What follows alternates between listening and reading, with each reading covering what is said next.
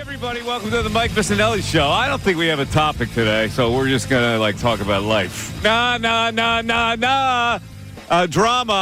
Sports Talk Radio loves drama, and I know there are people out there going, oh, you guys in the media stirring it up.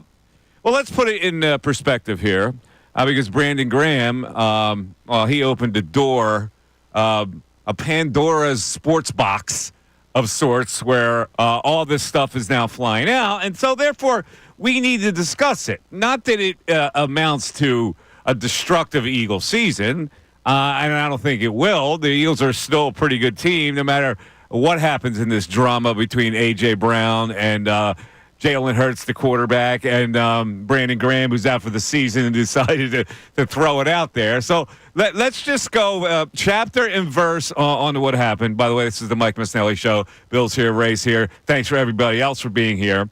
Here is the dangerous quote that everybody's focused on, but we'll go over the whole thing on what Brandon Graham actually said when asked about this little passing problem that A.J. alluded to after the game against the Carolina Panthers. I know 1 is trying, and 11 could be better with how he responds to things.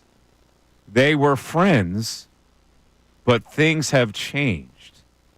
Now, that's not the media trying to cause trouble. That's a declarative statement that there may be some trouble in paradise between the quarterback, who at one time had the A.J. eye, where every pass was going to A.J., to right now where he seems reluctant to stay in a pattern and rely on this receiver getting open for big plays. But let's move on to further quotes by Brandon Graham. The person that's complaining needs to be accountable. And I'm just being honest, and he, meaning A.J. Brown, knows this. Well, jeez. I mean, I talked about this yesterday, and people were going, lay off A.J. He's not a diva, blah, blah, blah. Brandon Graham goes, well, he's not being accountable. Brandon goes on to say, I don't know the whole story, but I know that Jalen Hurts is trying, and that A.J. Brown could be a little better with how he responds to things. They were friends before this. It's like, man, but things have changed. And I understand that because life happens. It's the business side that we have to make sure the personal don't get in the way of the business. That's what we got to do better right now. We know it's an issue. Everybody's saying some things. But we need to be able to talk things out as men. We need to let personal stuff go, and let's get right for this game. But he goes on, and he says, it's difficult. Because, if you don't hold yourself accountable, there's nothing I can do anyway. We have to be accountable for our actions and what we do. Some people are going to stand on it and double down on it. Everybody's entitled to their own opinion. But when we got stuff in-house and we're winning, it's just not a good look for the person complaining. Woo! Well, he is putting the target on A.J. Brown for complaining, and he's saying they're not close as they used to be, and because they're not close, the synchronicity is actually not there between Hurts and A.J. Brown, and that would be detrimental to a team that's already having passing problems. It doesn't portend to right now. It portends to the future. The future is you're on a mission to win a Super Bowl. So what will this do? Will it derail this movement towards the Super Bowl? Will people come out and say, you media people are stirring up something that's not there, which I expect to get 75% today on the phones and in the text. So let's go to the people who join me on this program. Bill Colorado, Ray Dunn. Bill, your thoughts. All right, first of all, let's start with Brandon Graham. Love Brandon Graham. He's going to be a legend, one of the best Philadelphia Eagles in franchise history. But he's been here for 15 years. And what he did last night was he took gasoline and he threw it on the fire, and look what's happened now. But you're talking about A.J. Brown, and people are saying A.J. Brown is the diva. I want to go back in time a little bit because I'm not so sure that the problem is A.J. Brown. December of 2023, Jeff McClain reports that inside the Eagles organization, they're questioning Jalen Hurts' leadership style. January of 2024, Joe Santoliquito from Bleeding Green Nation writes an article about how multiple sources have said Jalen Hurts has changed since he signed the big contract. End of the season last year, Jalen Hurts is asked about his relationship with Nick Sirianni. He gives a weird, cryptic answer. I didn't know he was going anywhere. June of 2024, mandatory minicamp. Jalen Hurts is given a softball question about Nick Sirianni. He refuses to answer it positively. What happens? We're left deciding all summer what's going on between Jalen and the head coach. Then August of 2024, Jeff McClain and Jeremy Fowler of ESPN write an article, and it says, multiple sources believe Jalen Hurts has tuned out Nick Sirianni, and Hurts as a leader will need to improve on a habit of shutting people out when frustrated, a habit of shutting people out. And now we're hearing there's personal problems between Jalen Hurts and A.J. Brown. So what is the common denominator here? Everyone wants to talk about A.J. being a diva. Everybody wanted to talk about Nick Sirianni was the issue. The common denominator has been Jalen Hurts. Oh, you're throwing shade at the QB now. I'm looking at the evidence here. Brandon Graham's not throwing shade at the QB. Brandon Graham's saying, yo, you can't act like a diva. The quarterback is the quintessential player in this league and on this team. If you got frustration, you go to the man. You don't complain, and you don't slam a helmet, and you don't make a cryptic comment after the game, because if you don't do all that, there isn't any problem, is there? There might be a problem in the locker room, but now it's out in the open. Shouldn't have been out in the open. A.J. Brown's comment after the game, I know that we could look into what he meant by it, but when he says, what is the biggest issue with the offense, and he says passing, there's a lot of people who are a part of the passing offense. AJ, Devontae, they're all a part of that passing offense as well. So, come on, man, you know what he means. Of course. But you also have to look at Jalen Hurts hasn't been very good at throwing the football in the last few weeks. So we could say that it's just AJ being a diva, but now Brandon Graham has opened up the door to say there are personal issues between Jalen Hurts and A.J. Brown. And now personal issues between Jalen and A.J., personal issues between Jalen and the head coach. Maybe the problem is Jalen Hurts, and this is coming from a guy who likes Jalen Hurts. Let's take it one at a time, because you're expanding this into something that may be expanded into a little bit later. But let's take the problem du jour. And the problem du jour is that Brandon Graham, a team leader, is diming out A.J. Brown for being a diva. That's the bottom line. That's what he's saying. What else could he possibly be saying? He's got the quarterback's back more than he's got A.J. Brown's back. Well, Brandon Graham basically says that A.J. shouldn't have gone to the media, but then Brandon Graham is going to the media to say what his issues are. The whole thing is ironic. Yeah, it is hypocritical in a lot of ways. However, Brandon Graham is putting that bullseye right on the wide receiver for acting up at all. That's what he's doing. So whether it's Jalen Hurts' problem or not, he's this team leader named Brandon Graham, who now is trying to backtrack from it. I have news for you, BG. Toothpaste out of the tube. He says he wants to start off by apologizing to my guys. Now, most fans will look at that and say, see that? He apologized, and you guys are blowing it up. I'm sorry to hurt your feelings, folks. This is an issue, okay? This is an issue that we, in our job, feel obligated to talk about. We're not going to turn into fanboys and say, well, we're just making a mountain out of a molehill. We're not making a mountain out of a molehill. They made the freaking molehill.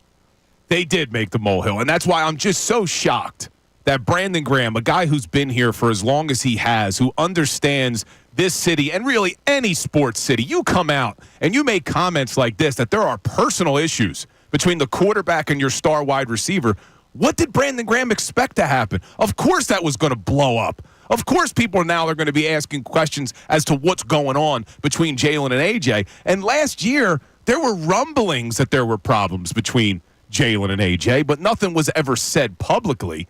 And now Brandon Graham, we got an 11-2 football team, 9 straight wins, and he decides to take a little bit of smoke and blow it up. I'm so frustrated with BG. And look, we love him. He's got the biggest play in franchise history with the strip sack on Tom Brady. He's been here forever. His smile's infectious. You messed up big time, BG. We will talk about this whole issue and where it might lead. It might lead to nowhere, be honest with you. But this is an issue. Come on, folks. Don't be blaming the media for blowing something up. The guy put a bullseye on the wide receiver for kind of acting like a diva, and I was criticized for saying, get the diva the ball and you won't have these problems. That's what's fixable. Get him the frickin' football. 610-632-0975 is how you climb in to the Mike Missanelli Show on the call or the text. We're back after this. Tyrone Johnson.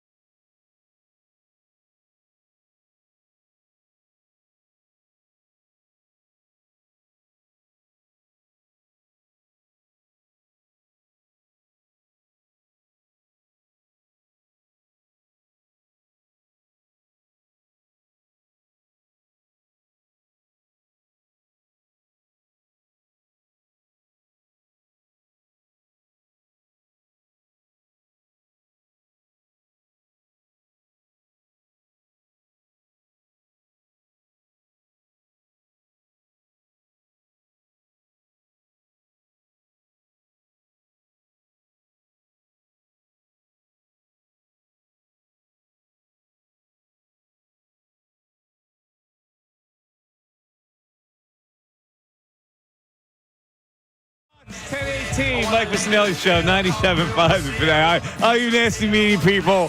Oh, you're causing problems. This is when something like this happens, it spreads out like you spilled grape juice on a tabletop, right? Because guess who it lures in? It lures in the likes of Freddie Mitchell and T.O. and Donovan McNabb. So McNabb tweets out, you got a problem with the guy, you got to go right to the guy. Now, this is the same guy at problems with T.O. He sent his freaking brother over to T.O.'s dorm room at Lehigh to try to work it out instead of going over himself. Like, this guy has the cool youths to say something like that. So Freddie, of course, who hates McNabb, pounds in there, and he retweets that to T.O., and then T.O. goes into drama with it's hysterical. Yeah, I don't mind the drama. I think it's funny, the drama between T.O., Freddie, and Donovan. This stuff, though, that's going on with this Eagles team isn't funny. It's concerning because they could win a Super Bowl this year, man. They're that good that they can win a Super Bowl. Here's the thing. Is it concerning? Like, are these guys going to stop playing football? Or is this good? I'm looking at it like, okay, well, my man's upset with me. Let's get him to football. Let's deal with this. T.O. is upset. What do we do? Well, we got him to football until it just got out of control, and then we did the wrong thing by poking the bear. And in this particular situation, all right, we got drama. What's the solution? It's a simple solution, is it not? Get him to football. I don't know if it's that simple. Why though. not? Because, first of all, we talked a lot about this yesterday. I do think they're scheming up plays to get it to A.J. Brown, but for whatever reason, Jalen Hurts isn't pulling the trigger. Well, guess what? He's not seeing the field well enough. They got to work on that then. That's got to be a priority. Like I said yesterday. Are you not seeing the field? Okay, let's see the field. Here's what you do. I want you to make getting the ball to him a priority. Like you did before. When people criticized you for having an AJI, that's what you got to do now. How about that? And then we'll go happily ever after. McNabb and T.O. didn't like each other. What happened in the Super Bowl? You get him the ball 9 times? On one leg. Exactly. Yeah, on one leg. So like this stuff is this is all fun for us to talk about. But to me, it's not as concerning for the performance on the field. I don't care if guys hate each other. When you're on the football field, you're not worried about hating a guy. You're worried about succeeding, making plays, looking good yourself. You want to carry a grudge against AJ for doing that, and you're not going to give him the ball? That's not what competitors do. That's why I keep going back to, I don't mind A.J. Brown wanting the football. I want that from my wide receiver. I want my star wide receiver who thinks that he can change the game if you get him the football to want the ball in big moments. That's what you want. But I'm more concerned about the quarterback. I'm more concerned that this has been a common theme now all last season. Is Jalen having problems with the head coach? Is Jalen having problems with AJ? And now it's continued all offseason. Right, so you're saying, I know you don't trust the quarterback right now. So what you're saying is, because he's playing this way, that's going to derail them from winning a big prize. And that's a fair comment. I get it. I don't know. I don't think it is because they keep winning. So, like, if they were in that streak of what they were last year, I go, yeah, you know what, something's wrong. But here's the thing. Winning cures it all, Mike. So you're right. They keep winning, and none of this comes out during the 9-game winning streak until they just struggle against a bad Carolina Panthers team. And even though they won, they barely won. The offense didn't look effective. And now, not even 48 hours removed, and we got AJ making comments to the media. You got Brandon Graham talking about him and Jalen's personal relationship. I'm worried that this starts to spiral like it did last season. And if you don't have a quarterback that's a great leader, and this isn't coming from me, this is coming from multiple reports over the last year that the organization wanted Jalen to be a better leader. Multiple reports that he shuts people out. Your favorite head coach calls him a winner every week. What is he going to do? Winning DNA. Yeah. He loves them. He wins. He's a leader. What do you want Nick to say? He's always been a leader. Look at his track record. He's won here. He's won there. He's won everywhere. Sam, I am. Look, when there's smoke, there's fire. We saw it with the Carson Wentz stuff that went on. And now we've got multiple reports dating all the way back to last season, December of 2023. It started with Jeff McClain questioning the quarterback's leadership style. multiple sources inside the organization. You had another one on Bleeding Green Nation a month later talking about how Jalen changed. We had a big article. Tim McManus is going to be joining us at 12:30 today. He wrote an article in August a lot about the relationship between Jalen and Nick Sirianni and what went wrong, and he talks about in there, multiple people said Jalen has a habit of shutting people out when frustrated. That's not good. I don't want that in my quarterback, especially when I think the quarterback is struggling in the passing game. Okay, listen, I'm going to use one of your. You're not wrong. You're not wrong. However, he shuts people out. He wins. Like, everywhere he's been, he's been that same personality. He's been weird. He's a robot. He shuts people out. They win. That's the funny thing that makes me chuckle. I don't know. I don't know that this. I think it's really interesting. A topic to talk about. I think it's a great barroom conversation, which is a lot of what we do here. I think it's fantastic to talk to the people about this. Do I think it's going to wreck the team? No. I think it's actually going to energize the team to get him the ball more. But that can have a reverse effect. Look how good Josh Allen is playing this season. And what did they do? They took Stephon Diggs and they basically said, we don't want you because you demand the ball so much. And I'm not suggesting the Eagles should do that with A.J. Brown. I think he's an elite talent. But when you have an offense where you're so concerned about getting the ball to someone, it can affect you in a negative way. I don't know. They're not getting the ball to him now. Anything they do to get him the ball is a positive change. They're targeting the guy, for crying out loud. Maybe this will make him target him more. They're not targeting him because Jalen's just not throwing the football. All right, well, guess what? You got to make it work. That's always the solution. Make it work. It's still within your control to make it work. That's all I'm saying. Let's go to the text board, Ray. We'll start with the text board because I know a lot of texts come in on this.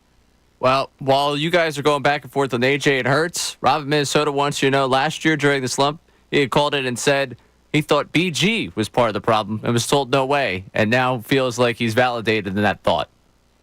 Yeah, well, I don't know if BG's a problem. What BG did is probably not looked highly upon in the locker room. It's looked highly upon by me because he gave us a topic. It's probably BG's in a situation now where he's got to make a transition. He's got to make a transition to playing football to media world. So he doesn't understand when to tighten the spigot. He's just like, he's in new in media world, so he says they got him because he's glib, and he says a lot of stuff, so he said a lot of stuff. Listen, I mean this as respectfully as possible. It was idiotic of Brandon Graham to do what he did. It was absolutely idiotic. You've been here long enough. This isn't a young rookie who said something out of context. You're talking about a 36-year-old, 15-year veteran who spent his entire career in Philadelphia. You knew when you went down that road and talked about their personal relationship, that they used to be friends, but things have changed, that you were going to ignite a media storm. This wasn't us who created this. Brandon Graham created this. I'm so frustrated that he did it. Because Brandon Graham didn't create it. Brandon Graham merely revealed it. 610-632-0975. Back after this. Fanatic Sports Update.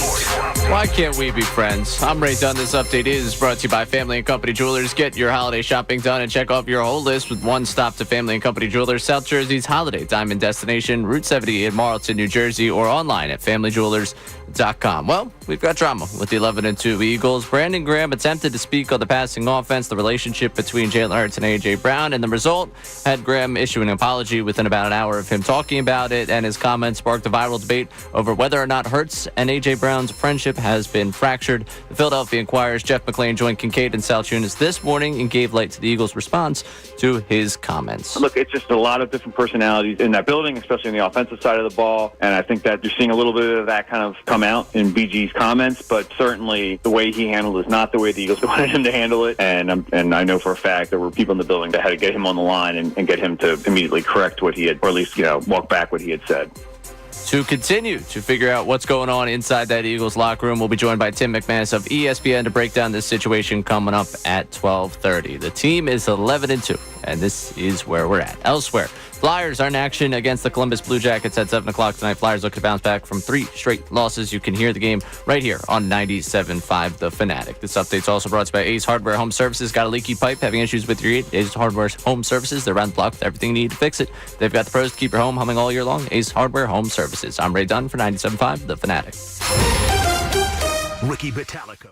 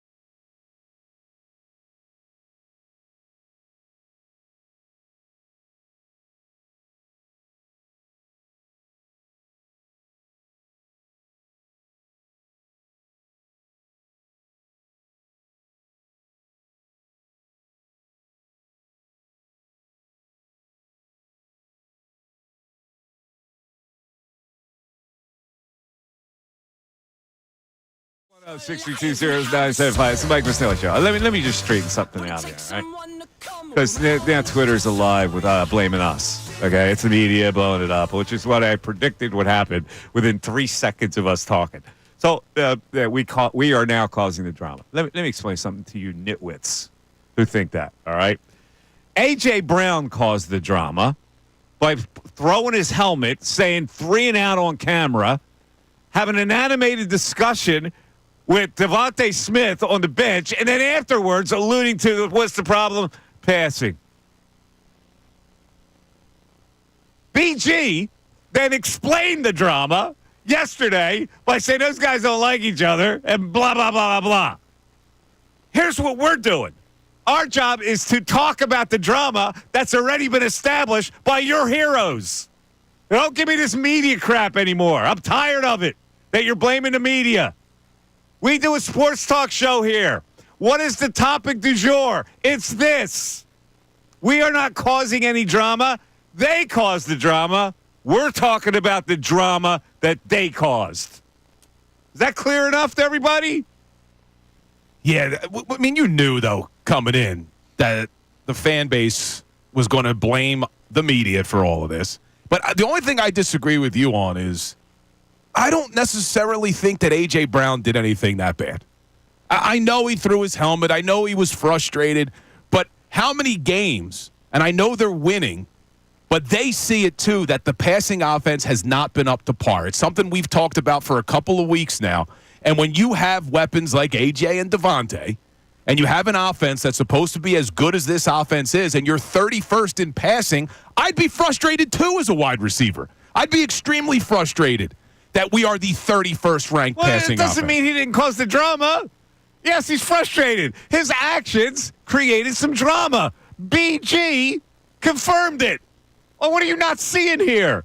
But Brandon Graham said that, this AJ, you got to be more responsible. You can't do that. What are you saying? Are you ignoring this? Because all of this would have just been over with on the outside. It doesn't remove what he did.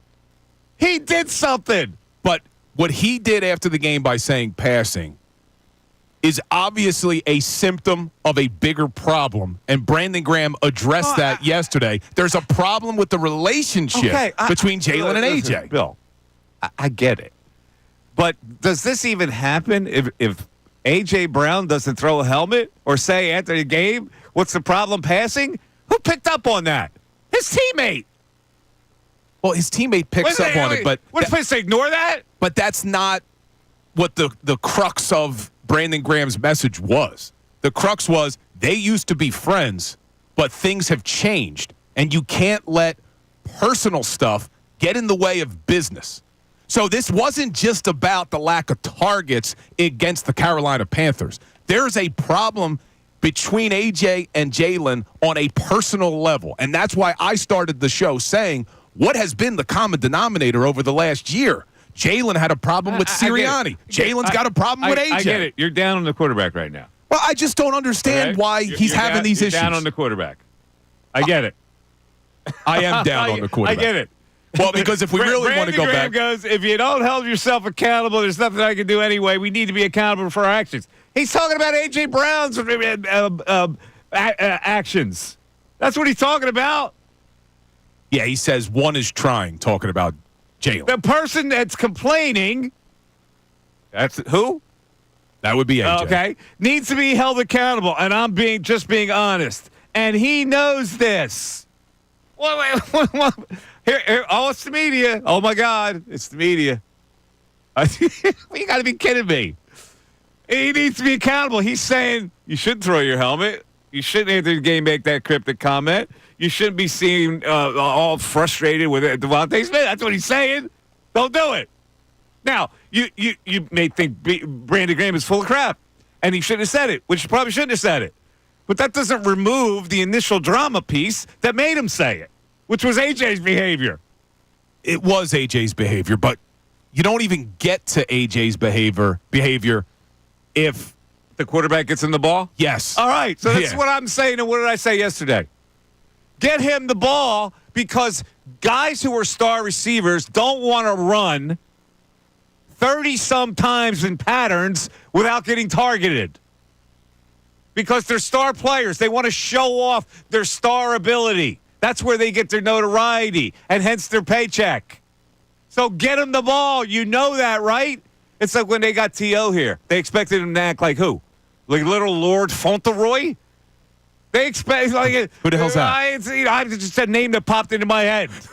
Some little well-behaved kid. All right. So and when he didn't act like a well-behaved kid, they were shocked.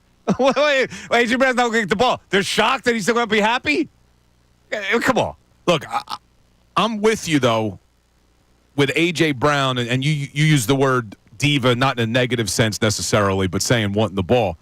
When the Eagles are dominating games, if A.J. Brown's not getting the ball, but they're still dominating, then as a wide receiver, you can't be frustrated you're not getting the ball. But they're still going to be frustrated. I know, but this is the species. But you shouldn't. This is what they do. But you shouldn't. But Okay. when you are barely beating a Carolina Panthers team, when the offense looks stagnant at times against a bad defense, when you weren't able to get your passing game going the week before against the 31st ranked pass defense with the Ravens, I understand the wide receivers' frustration.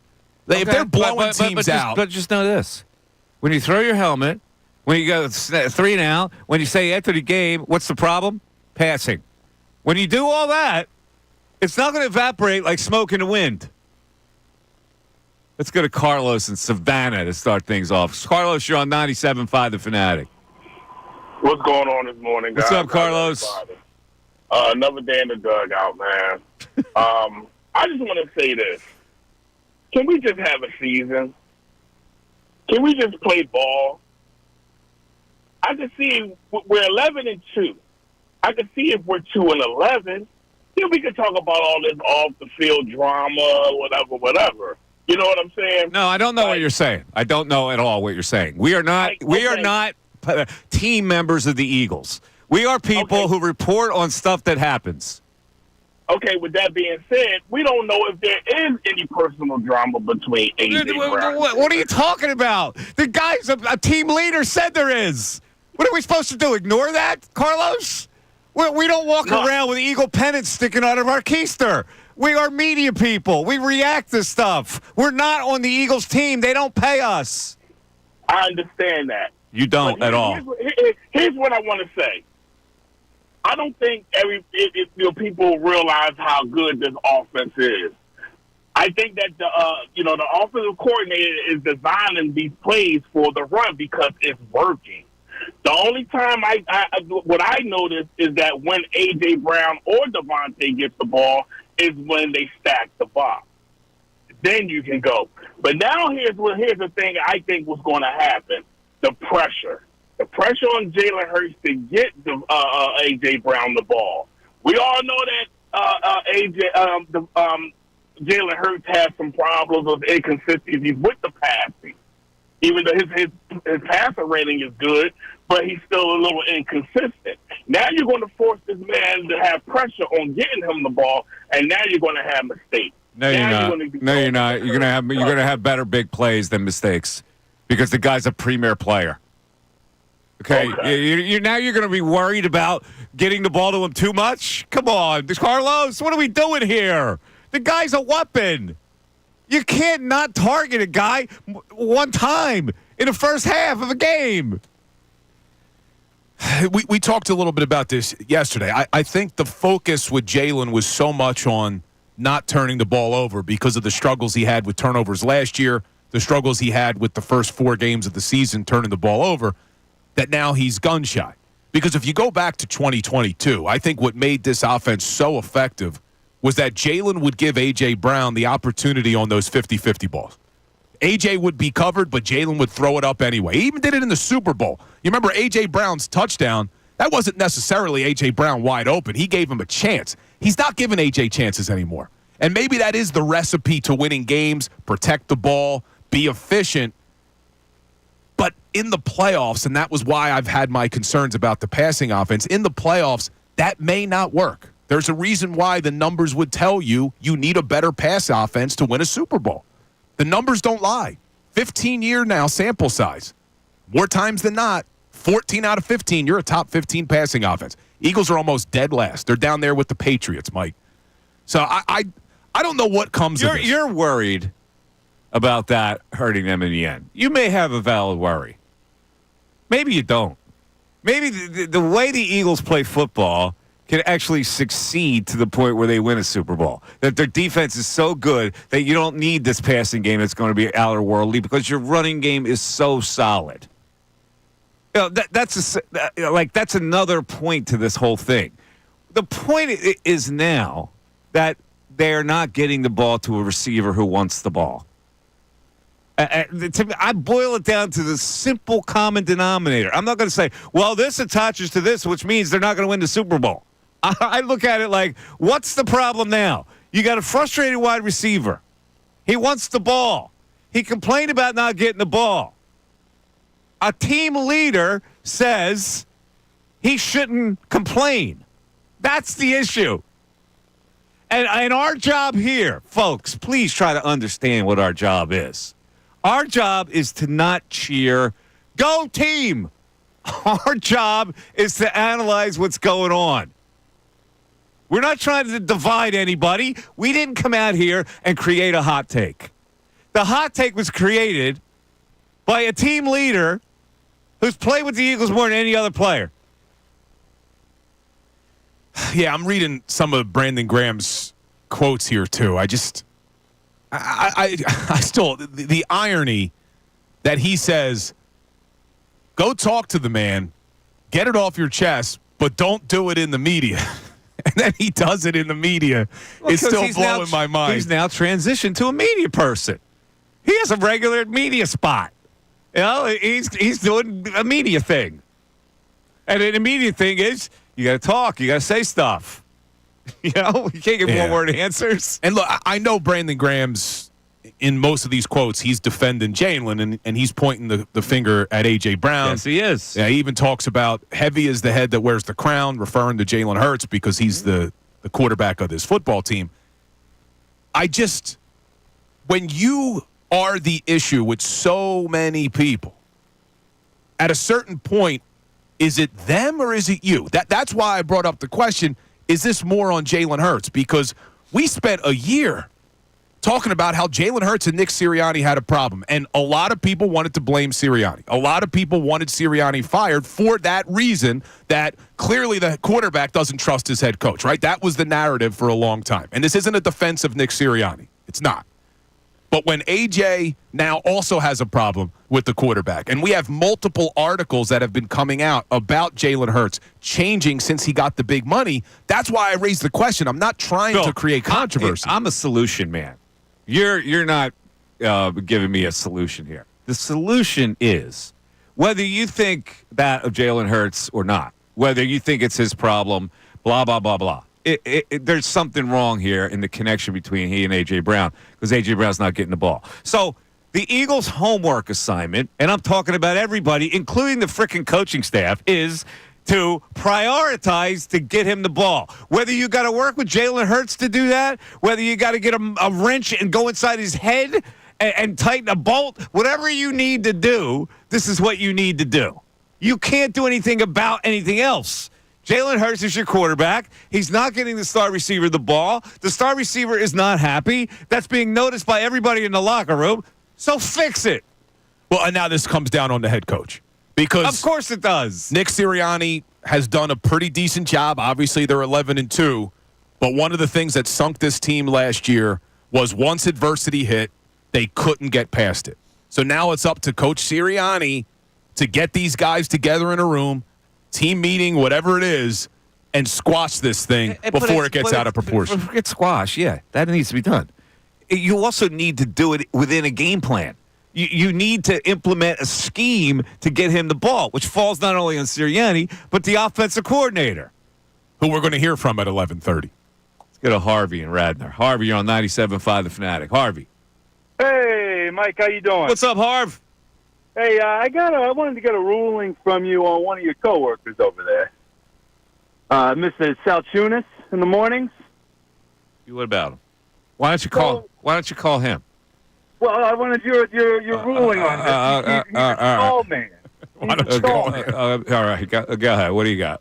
I see him at Wells Fargo. There's seven urinals wide open. He goes right into the stall, right by the open urinals. What's your ruling on this? Is that violation or what, Mike?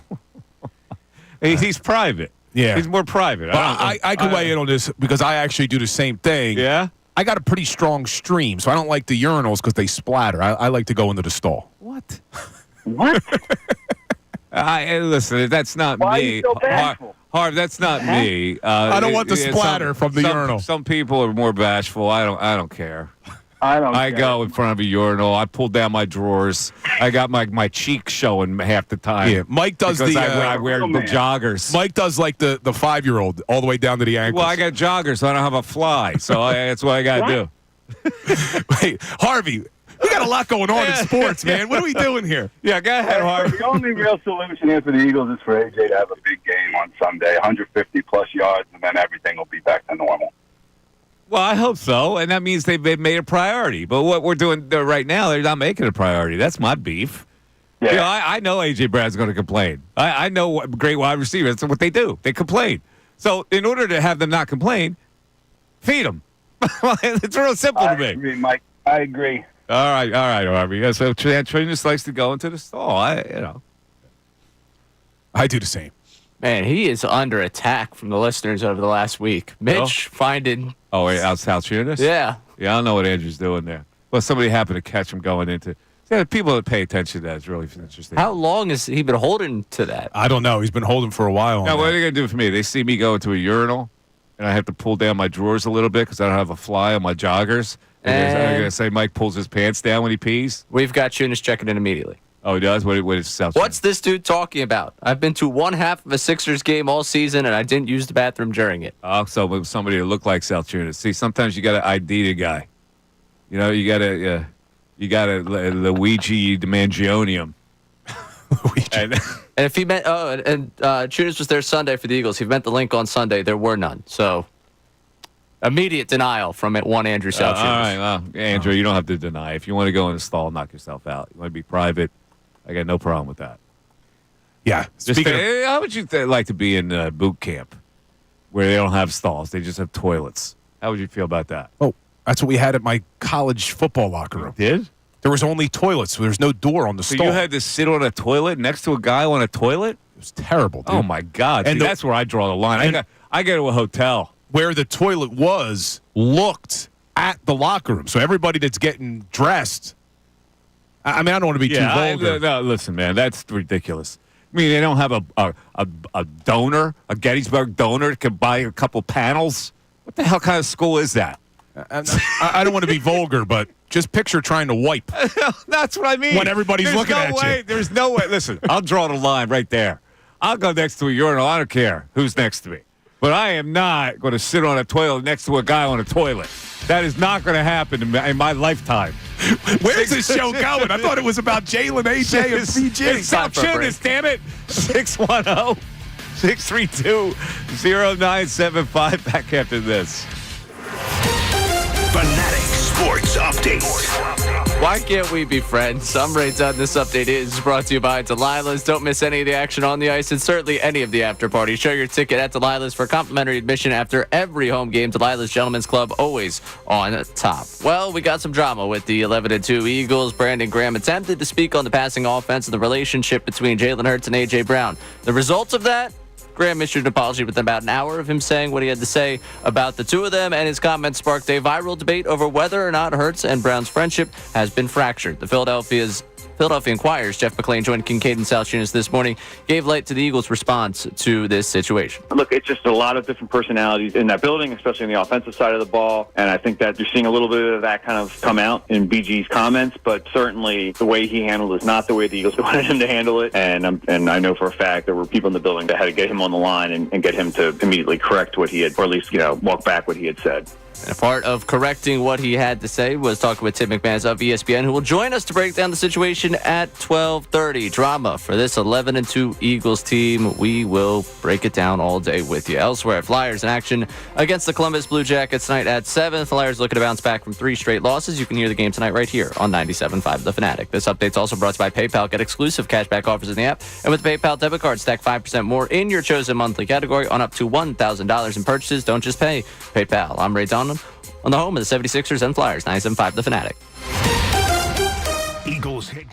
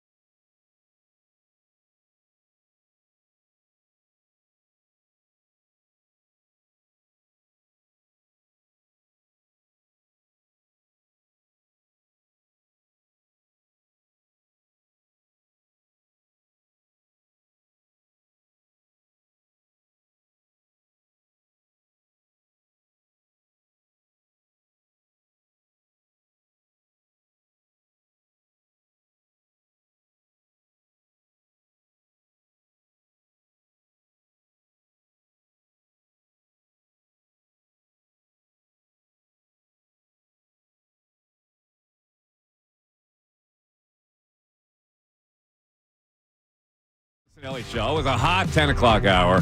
We got to get back to the text board today. The issue's out there, folks, all right? And if you want to blame the media, go ahead, knock yourself out. That makes yourself feel better. This was not a media-created issue. This is an issue that was created inside the Eagles. So we're merely talking about it. Now, what could the ramifications of it be that Brandon Graham came out and said they're not close anymore, 1-11, and what are the ramifications of Brandon Graham saying, you got to be more responsible than A.J. Brown by, doing what he did, that you got to be accountable, and you can't, hold up other guys, your teammates, the whole bit. So he's pointing it at A.J. Brown. We already discussed the Jalen Hurts culpability and all this. And so I look at all this, and this is not, to me, going to fracture a team. It's not going to be like these things happen in the course of clubhouses where men are in there, and you have these little problems that happen, and you never go through a whole season and skate through it without any personal problems. There are like 53 individuals in that locker room. Some are more important than others. Some like to think they're more important than others. Some bitch and moan. Some don't. So when somebody bitches and moans, and you might not think what A.J. Brown did qualifies as a bitch and moan, but Brandon Graham certainly does. So fix it. The Eagles are still a good team. They're not losing games because there is this rift. They're winning games. But the wide receiver is clearly not happy with the proceedings. And like I said before, every star wide receiver wants to show off. That's why they're there. They have the easiest job probably of anybody on a football field, where they run patterns and they dance away from people. Yeah, sometimes they take a shot over the middle, but they're not hitting everybody on every play like an offensive lineman is, or like a quarterback gets hit after the play, or like a running back who gets hit on every play. Or those guys become divas because they probably have it the easiest. So they want to show off their ability. And when they're not, their ability is not showed off, they get frustrated. Nobody's paying attention to me. Nobody's targeting me. I didn't get a chance to score a touchdown. And that's the way it comes out. Now, in a perfect world, you squelch all that within yourself. But divas don't do that. They don't squelch. So he carped about it. Now, where's the problem lie? The problem lies now with the Eagle coaching staff to say, you know what, he's probably right. We're not getting him the ball enough. We want to keep that guy happy. So you get him the ball. And if it's the quarterback's problem, you work on why he's not getting him the ball, and you fix it. This is what coaching is all about. That's why they have 100 assistants.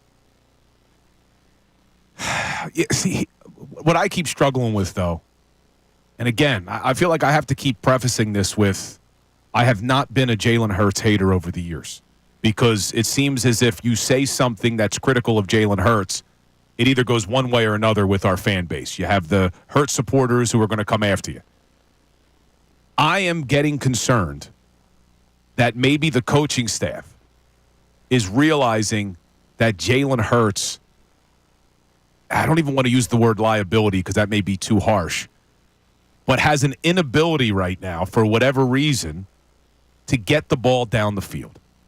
And if that is the case, if they're not trusting in Jalen Hurts, then there is a bigger problem. I'm not saying that they can't win with this formula of leaning on the run, but I think the frustration could be more along the lines of, we don't have a quarterback that can get us the ball.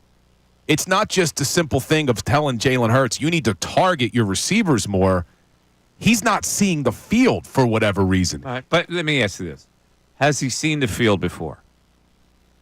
Maybe not to your liking, but has he not been successful passing the ball ever? He was. I mean, in this league? Okay, well, then it's fixable. In 2022, I thought we saw Jalen Hurts have an ability to dominate even in the passing game. But, and I've said these things about Jordan Love. I've said them about C.J. Stroud. We said them earlier in the season about Jaden Daniels. Once defensive coordinators figure out what your weaknesses are, they take things away that force you to make your weaknesses a strength, or you're going to struggle in this league.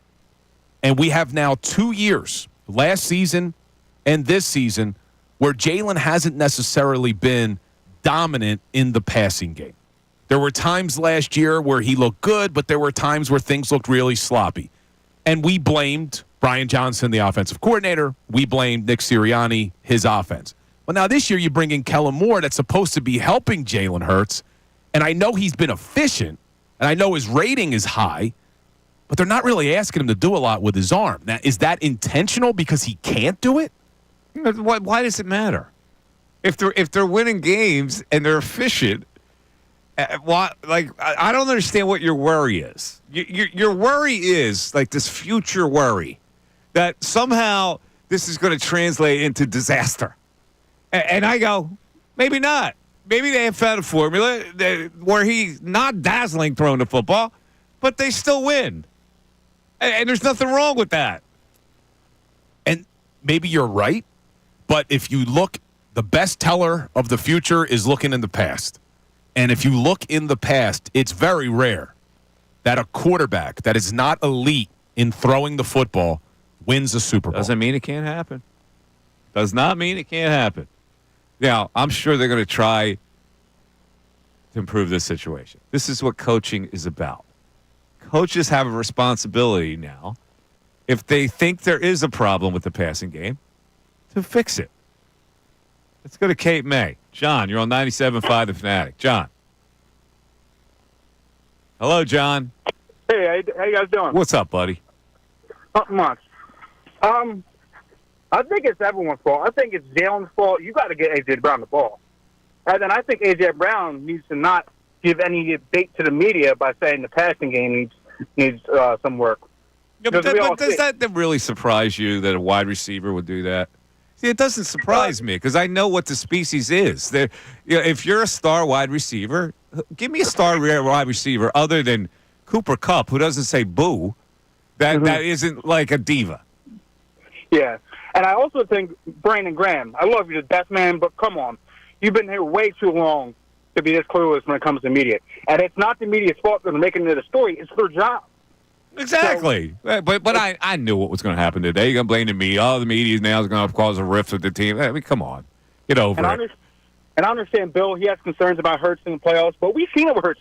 He can throw the ball. I think this is just a little hiccup in the road here. He can throw the ball. I think he got a little out of rhythm because we're running the ball so much that he got out of a rhythm. We need to be more balanced, I feel like. As good as Saquon Barkley is, we need to have that passing game in our back pocket as well. Yeah, I agree. So, what's the most successful passing play that they ever run with A.J. Brown?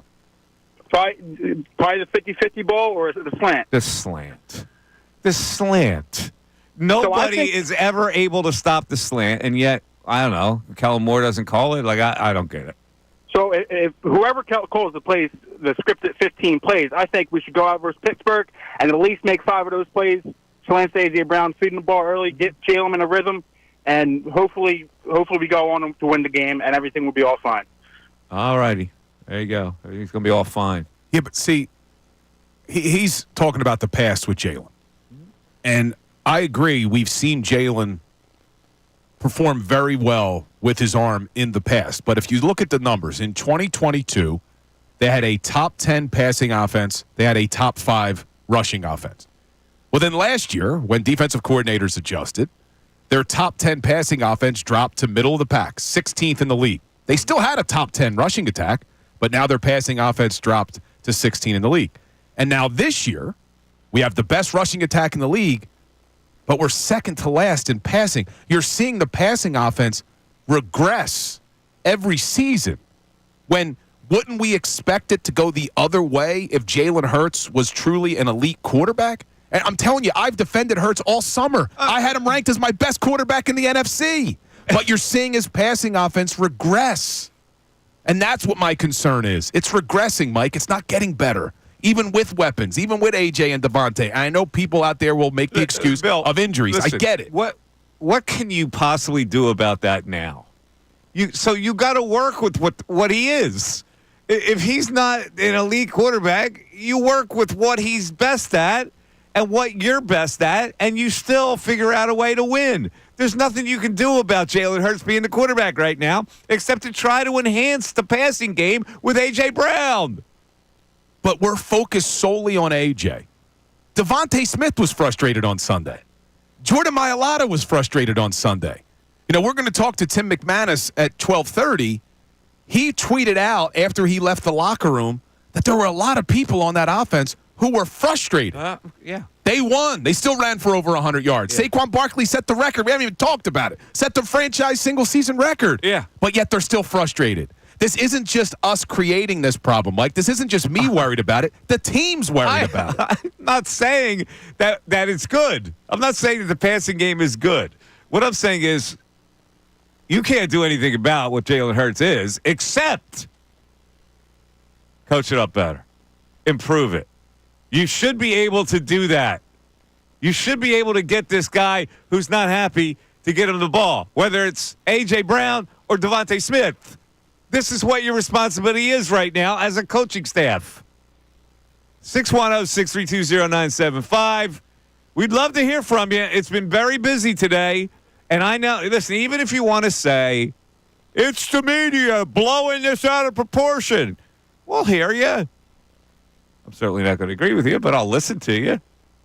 The Mike Missanelli Show continues.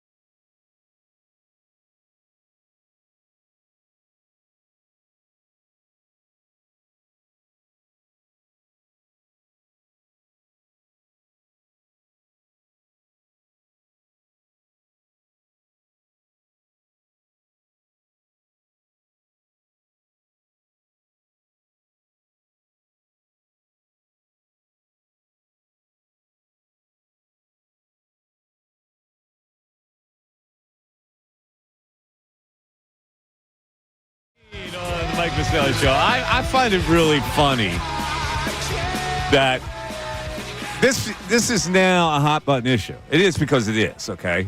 I'm not going to deny that it's not a hot button issue. It is, whether you want to think it is or not. But would this be a hot button issue? Would it even exist if the Eagles had crushed the Carolina Panthers? Now, let's just think about this for a second. Because that game against a bad team was so close, this issue now becomes an issue. It would have even become an issue if the Eagles had scored a couple more touchdowns and won the game and covered the spread. Would we be concerned about anything? Probably not. No, and they won the game. That's the thing. But because they didn't win it by enough, there's trouble in paradise. Well, it's not only because they didn't win the game by enough. It was because of everything that happened after that. Well, yeah. That the players weren't happy. Because they didn't win by enough, players weren't happy. But I don't think it's just because of what happened in the Panthers game, though. I think this has been building to this. Because even though we've been happy, they keep winning, you could start to see some issues with the passing offense. That's why we've kind of been talking about it, and I think it's been bubbling under the surface. And clearly now Brandon Graham gives us a look behind the curtain that there are problems between AJ and Jalen. So this must have been bubbling all season long. And, yes, it takes one down game against a bad team where AJ makes comments, Brandon Graham makes comments, and now here we are. And I'm with you, though, Mike. I'm so frustrated with all the people who are coming at us on Twitter and Instagram. I'm not, because, listen, I expected it. You know, it's always when it's your team, right? It's your team. Like you adopt the Eagles; they're part of your family, right? When somebody's trying to criticize your family, somebody's trying to put a monkey wrench in the whole system. Like it's always who did that? It's the media. They're the easiest people to blame, and I try to ignore that. I just try to put it in perspective. We are not being paid by the Eagles. We are not PR people for the Eagles. We look at the issues. And this is an issue that's out there that is a classic conversation that you should have as an Eagle fan or as a Philly sports fan. So just to reiterate, what has happened, in case you're on Mars, Brandon Graham said, I know 1 is trying and 11 could be better with how he responds to things. They were friends, but things have changed. Now, that's the but it's more than that, because what he also said was the person that's complaining needs to be accountable. Well, that's A.J. Brown. That's what he's saying. And I'm being honest. And he, meaning A.J. Brown, knows this. I know that Jalen Hurts is trying and that A.J. Brown could be a little better with how he responds to things. They were friends before this. It's like, man, but those things have changed. And I understand that because life happens. So he's saying there is a personal problem between the quarterback and the wide receiver, fueled by the fact that the wide receiver is not getting the ball, and fueled by the fact that a star wide receiver is always a diva. All right? So now it's an issue that's out. Whether Brandon Graham doubles back on it or not, what he's tried to do, it's out. He put it out there. It's a discussable topic because you're discussing it. Either you think it means nothing or you think, like Bill, this could mean something. If there's something wrong with the passing game, the wide receiver is indicating what's wrong with the passing game, and so this could derail things in the future when they try to actually win something. And that's the peril of it. Me, I look at it like, in a way, maybe this is the thing, the impetus to get A.J. Brown more involved. Because when a wide receiver complains, normally you don't ignore it. I know where you're going with it, but my bigger concern is when I look at the quarterback, if he's incapable of performing better in the passing game, then what you're saying is not going to work. I don't think he's incapable because he's done it before. Like it's not like. But when this season has he done it? When have we really if you have seen a frame it? of reference for doing it, I think you can always get back to it. It's just a matter of confidence. It's a matter of scheming to get the guy easy throws to get some of that confidence. It's about getting that wide receiver occupied early in the game to get him that confidence. And then everything, the huddles, kumbaya. That's what it does. Yeah, I'm going back. I'm just looking at some of the stat lines during the 13 games this season. So the most passing yards they had in a game was against the Saints back in Week 3. They threw for 288 in that game. A lot of that was on that big Dallas Goedert play. And then they threw for only 114 against the Bucs. I know no AJ, no Devontae. Since the bye, the most they've had is against the Browns. They threw for 256. They've only thrown for 200 yards 4 times against some pretty bad defenses. See, my concern is you're telling them, well, the coaches need to scheme it up better, get the ball to A.J. Brown. But if Jalen Hurts is incapable of it, and you're saying he is, the same arguments I was making for him in the offseason, but when defenses have figured you out and they adjust, maybe it's not as simple. Well, then you readjust as a coaching staff. They've adjusted to you, then you always should be one step ahead where you can readjust to them. So Brandon Graham goes on to say, when we got stuff in-house and we winning, it's just not a good look for the person complaining when you ain't complaining to the right person. That's all I'm saying. If I got a problem, I'm going to that man. I'm not going to the media.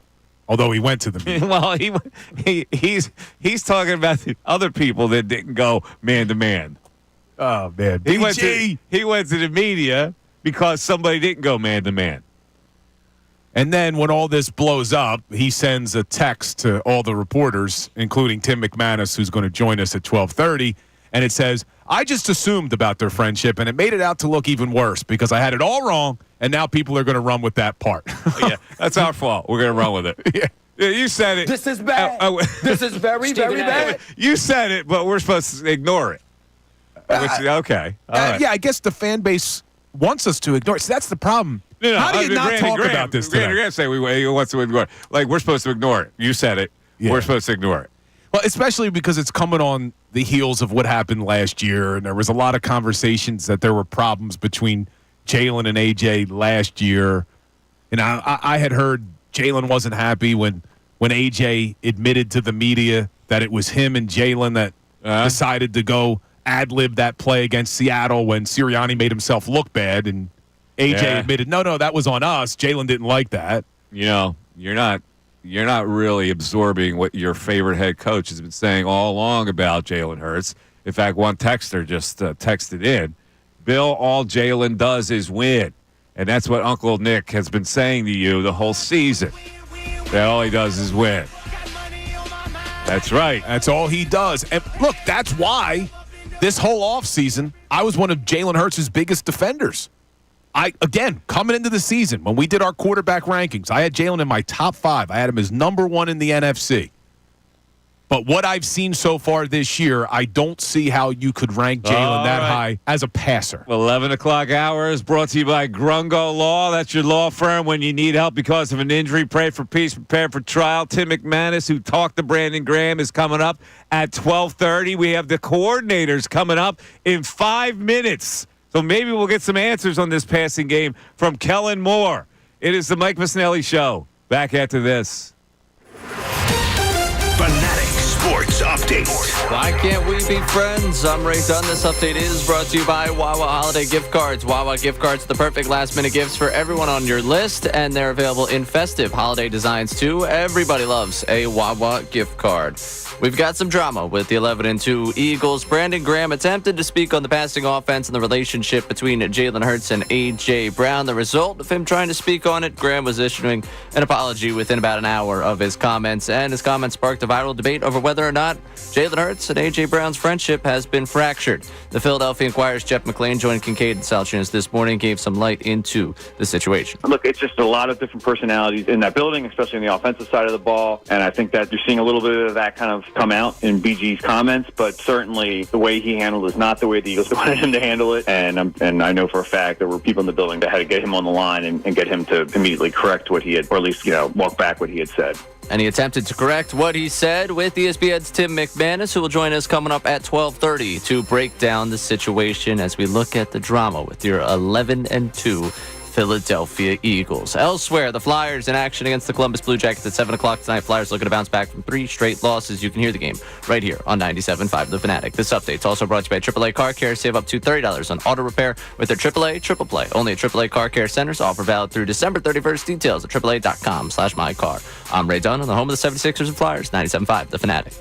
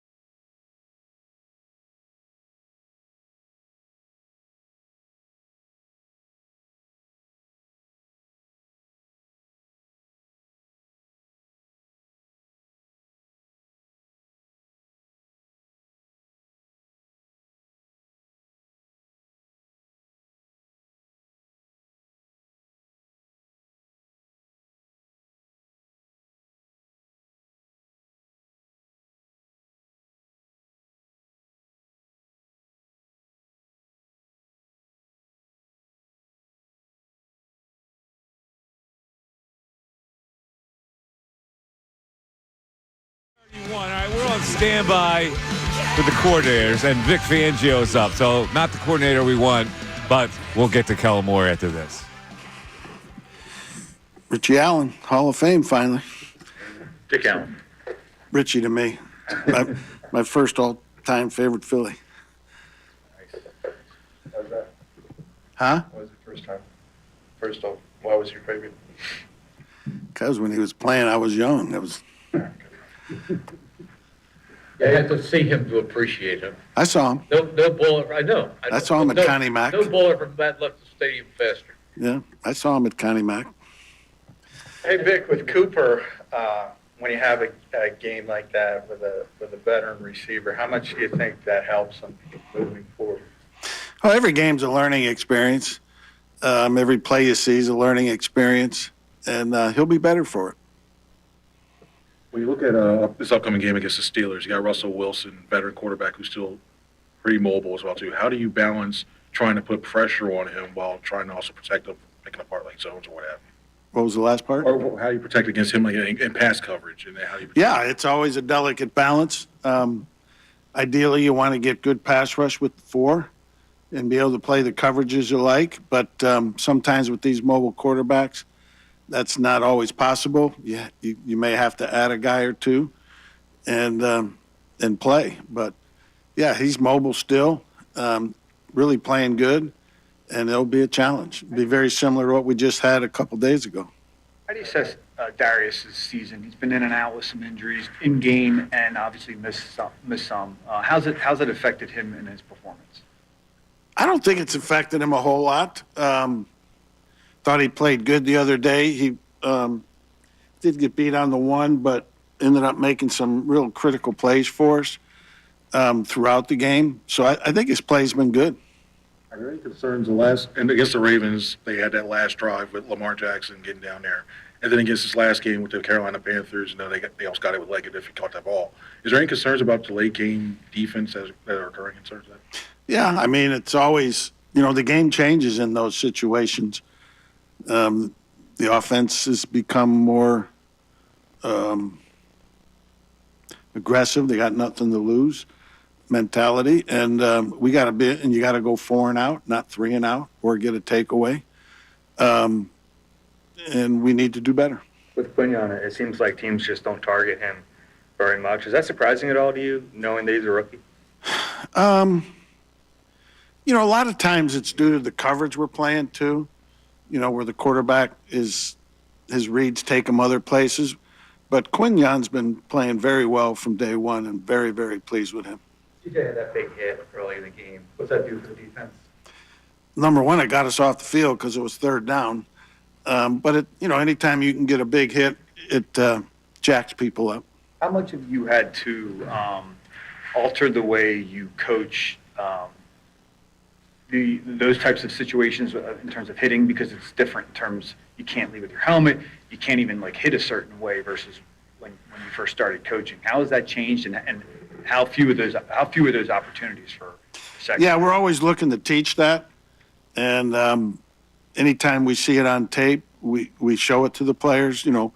This is how you can do it. This is not how you can do it, and keep trying to drive that point home. And he did a good job on that play. That was a big hit. That was 100% legal. Kudos to the officiating to not fall to a big hit and just automatically throw a flag. There was, I know this is a few years ago, but when I was at San Francisco, we had a couple big hitting safeties. And they got flagged 6 or 7 times for wrong hits, unnecessary roughness, and every one of them came back as bad calls. So I think the officiating has improved in that area. Guys talked in training camp about how you showed the reel of the hits that are clean hits, but on the edge, I guess hard hits still. Does CJ's make that reel for next summer? Yeah, it possibly could. How did Tristan hold up? Good. He missed a couple tackles that I think he can make. But overall, he did a good job. If Pickens is back, is he one of the most dangerous receivers you face? Yeah, he's because a lot of his catches are down the field, and he's really good at those throws, and he's also good catching short and running after the catch. Yeah, he's one of the top receivers in the league for sure. How did you feel overall about the performance against the Panthers? Do you feel like you guys are still an ascending defense? I mean, do you believe that be the case? We definitely could have played better, but I do think Carolina deserves credit for making the game the way it was. They got a bunch of 4, 5, 6, 7 yard runs against us. which is what they do well. That's a really good back. So I do think the negative part of that game, you have to give Carolina some credit for it. And they've been playing very, very well lately, as you guys, if you've noticed. So, yeah, definitely we could have played better, should have played better, but I do think you don't want to make light of the good things Carolina was doing and is doing. Adam Thielen seemed to be a pretty good test. What's that? Adam Thielen seemed to be a pretty good test for, young secondary, especially Cooper DeJean. How do you think he held up and when he was assigned to Thielen? Well, he gave up the wheel route, which, we had emphasized, so that's a good learning experience for him. I thought overall he did okay. All the balls he caught weren't on Cooper. So it's the NFL, and, you need learning experiences, and luckily he got a few in a W. How much of the evasiveness, especially late, was maybe stress on the three-man rotation for the edge rushers? Just, because, in that last drive when they're going no huddle and going real fast, that's when it could happen, whether you're, having 3 or 4, because sometimes you can't sub, it's hard to get them in and out. So, but overall, I don't think it was a problem. As you're looking at playing time distribution, is your focus more on the volume or the percentage? Well, how does one go without the other? Meaning like the total number of snaps they're playing, or yeah, I think most of that depends on the flow of the game. If we only had 8 series in that game, and if a bunch of them are 10, 12 play series, your rep count's going to look different than if you are having 3 and outs, 5 play series, 6 play series, 4. So the flow of the game will dictate a lot of that. In the case of someone like Jalen Carter, are you going into a game expecting him to play X amount of snaps, or is it just based on the percentage at that point? It's based on the flow of the game. Did you feel like their one touchdown was a pick play? And if so, how do you coach that? What do you tell your players if you thought they were picked? Well, we should have played that better.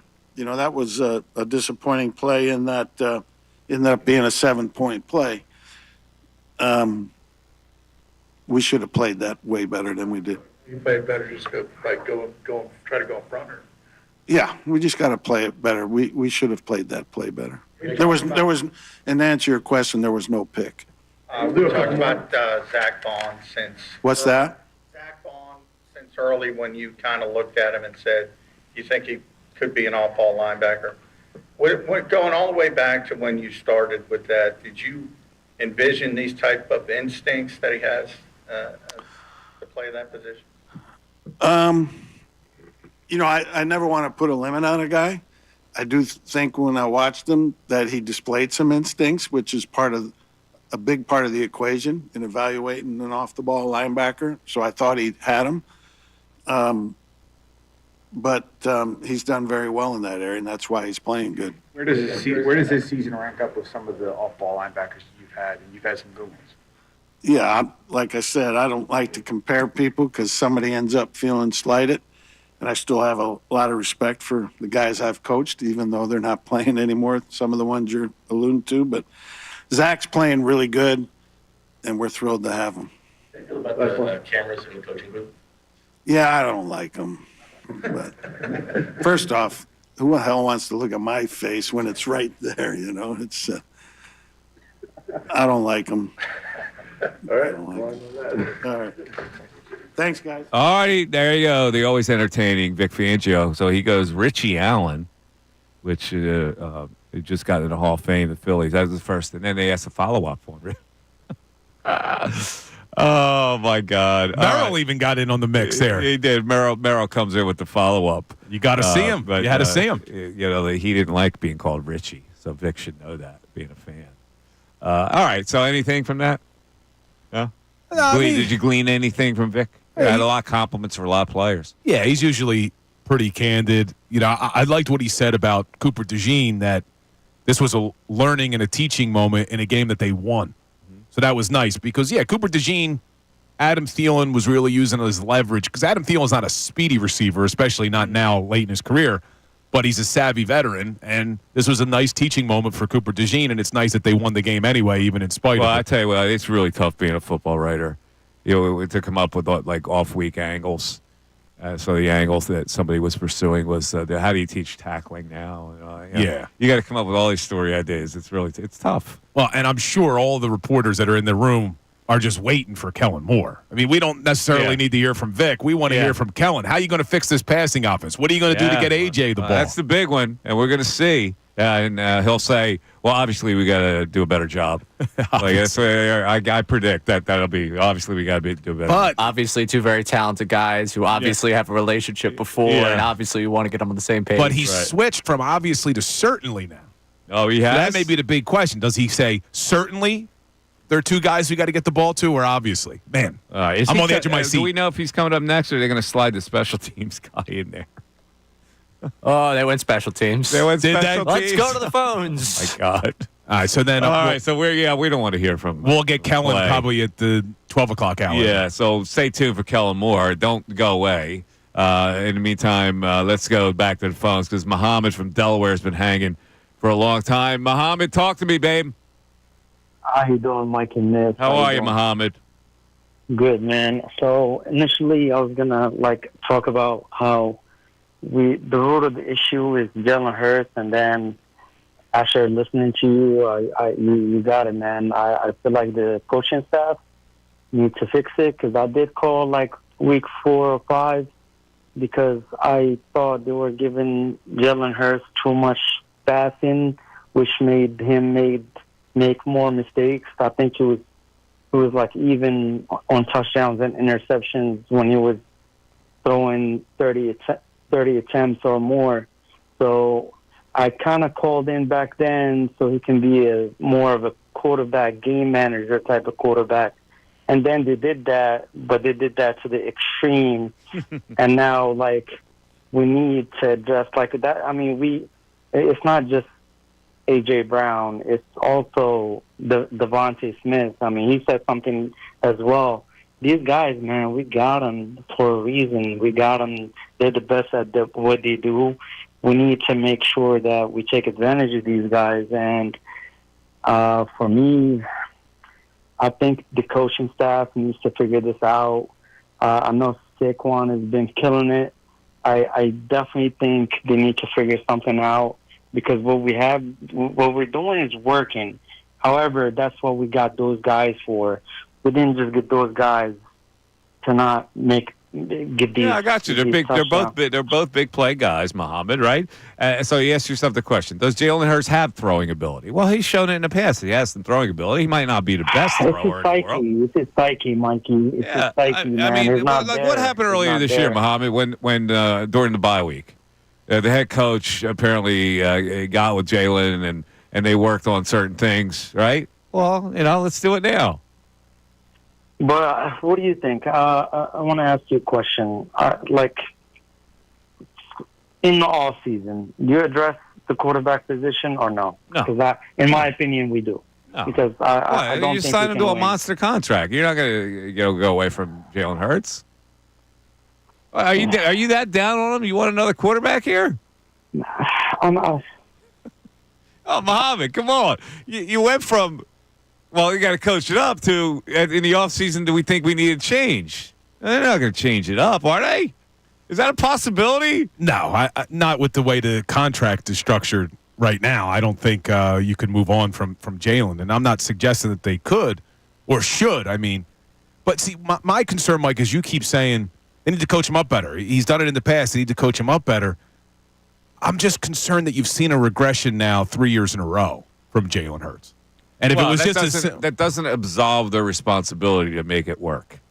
It doesn't, but under that line of thinking, then how come all 32 quarterbacks in the NFL aren't great quarterbacks if all you got to do is coach them up? Well, because this is a very good team. And they're a lot better than all 32. They're in the top 4 in this league. So I think it's a little easier to work with a guy. You're not trying to turn him into some kind of passing zombie. You're just working on fundamental stuff to get your best players the ball. I don't think that's that difficult. It was difficult on Sunday. It was certainly difficult on Sunday. Your boy got to get in the lab again. Let's go. I haven't heard you say Sirianni Hell once yeah. today. I heard you say Hurts a lot. I haven't heard you say Sirianni. Well, Nick Sirianni, one of the things that I thought he did well before last year was build a good culture. And then you saw things when adversity hit. Now, I think they were a worse team last season, so it's not necessarily comparable. But it's going to be up to him to prevent this from going off the rails. Uh-oh. Sirianni's got to bring these guys culture together. problem now with this all of a sudden? Good. Well, he's just got to make sure that he figures this out and not lets this blow up into ruining what could potentially be a magical season. It's not going to blow up. I'm pretty convinced. Oh, we got some breaking news here. The Eagles-Steelers, wait, that's a 4 o'clock game, right? Yeah, 4:25. 4:25 game. Guess who's on the call? TB12! TB12 coming to Philly. Yeah, he's not doing a great job, I don't think. Oh, come on, man. TB12. He hasn't done a great job. He's going to be glowing over the city, over the Eagles. They're a 5.5-point favorite. They should win the game. TB12's going to slobber all over them. He's going to slobber all over. He is. TB, he didn't have a voice last week. He's been slobbering. He didn't have a voice. Usually that's his style now. He slobbers over. Well, yeah, he's not allowed to criticize. Yeah. Speaking of slobbering, Terrell Owens and Freddie Mitchell are loving this right now. So are they still going? Freddie Mitchell just went on Instagram Live with Terrell Owens. Did a full interview on Instagram Live. All I got so far, because I'm looking at the highlights, is Terrell Owens says, I didn't like Donovan, but that didn't deter me from going out there and balling. See, those guys just can't let it go, man. Well, they got to get back into the limelight. If I'm Donovan, I'd put a hit on Freddie Mitchell. Really. Disclaimer, he doesn't mean that. I'd put a hit on him. He doesn't mean it. He's been a burr in his butt for years.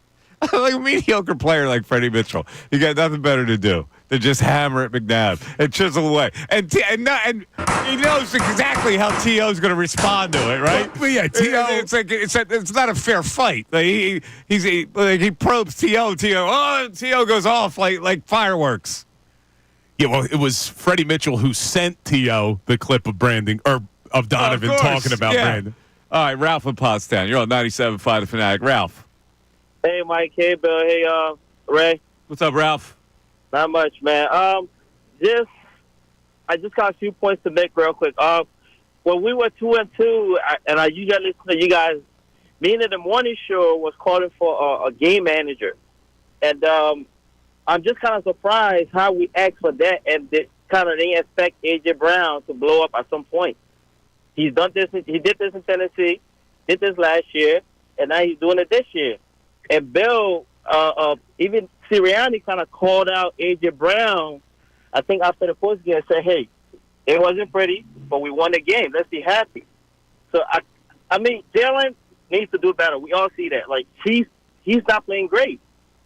But for A.J. to come out to the media and say what he said kind of just blew everything up. And this is, as you can see, I know last summer wasn't fun for any of us. So, A.J. Brown, Jalen Hurts, please get your act together.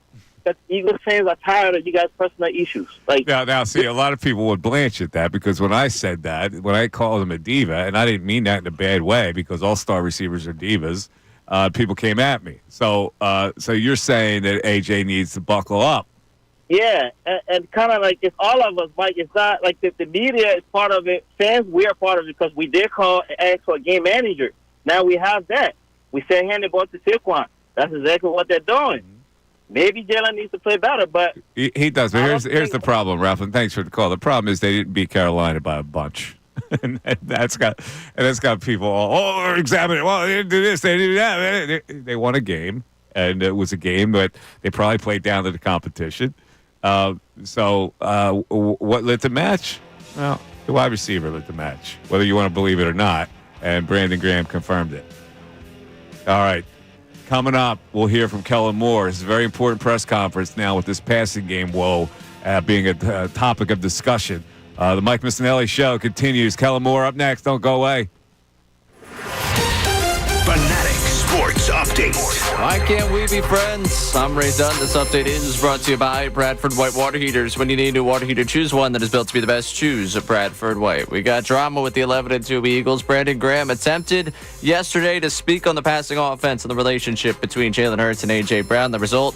Well, Brandon Graham was apologizing within about an hour of talking about it, and his comments sparked a viral debate over whether or not Hurts and A.J. Brown's friendship has been fractured. The Philadelphia Inquirer's Jeff McLean joined Kincade and Salciunas this morning, gave some light to the situation. Look, it's just a lot of different personalities in that building, especially on the offensive side of the ball. And I think that you're seeing a little bit of that kind of come out in BG's comments, but certainly the way he handled it is not the way the Eagles wanted him to handle it. And I know for a fact there were people in the building that had to get him on the line and get him to immediately correct what he had, or at least, walk back what he had said. Graham corrected what he had to say to ESPN's Tim McManus, who will join us coming up at 12:30 to break down the situation. We will carry Kellen Moore's presser for you coming up, as he will address the passing offense and probably a little bit of that situation as well. Elsewhere, Flyers in action against the Columbus Blue Jackets, trying to break a 3-game losing streak tonight at 7. You can hear the game right here on The Fanatic. This update's also brought to you by Ace Hardware Home Services. Got a leaky pipe, having issues with your heat? At Ace Hardware Home Services, they're around the block with everything you need to fix it. They've got the pros to keep your home humming all year long. Ace Hardware Home Services. I'm Ray Dunn on the home of the 76ers and the Flyers, 97.5 The Fanatic.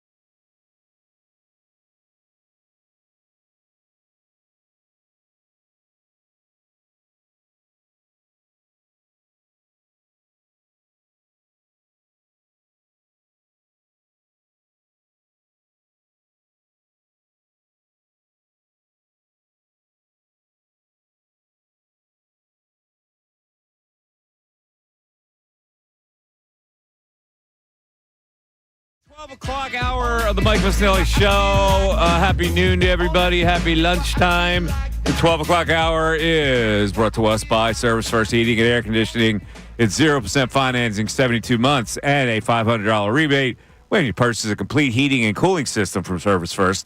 Learn more at servicefirsthvac.com. We're waiting on Kellen Moore to explain. Well, he's got a lot of explaining to do. We'll see if the questions dig into him about this passing game.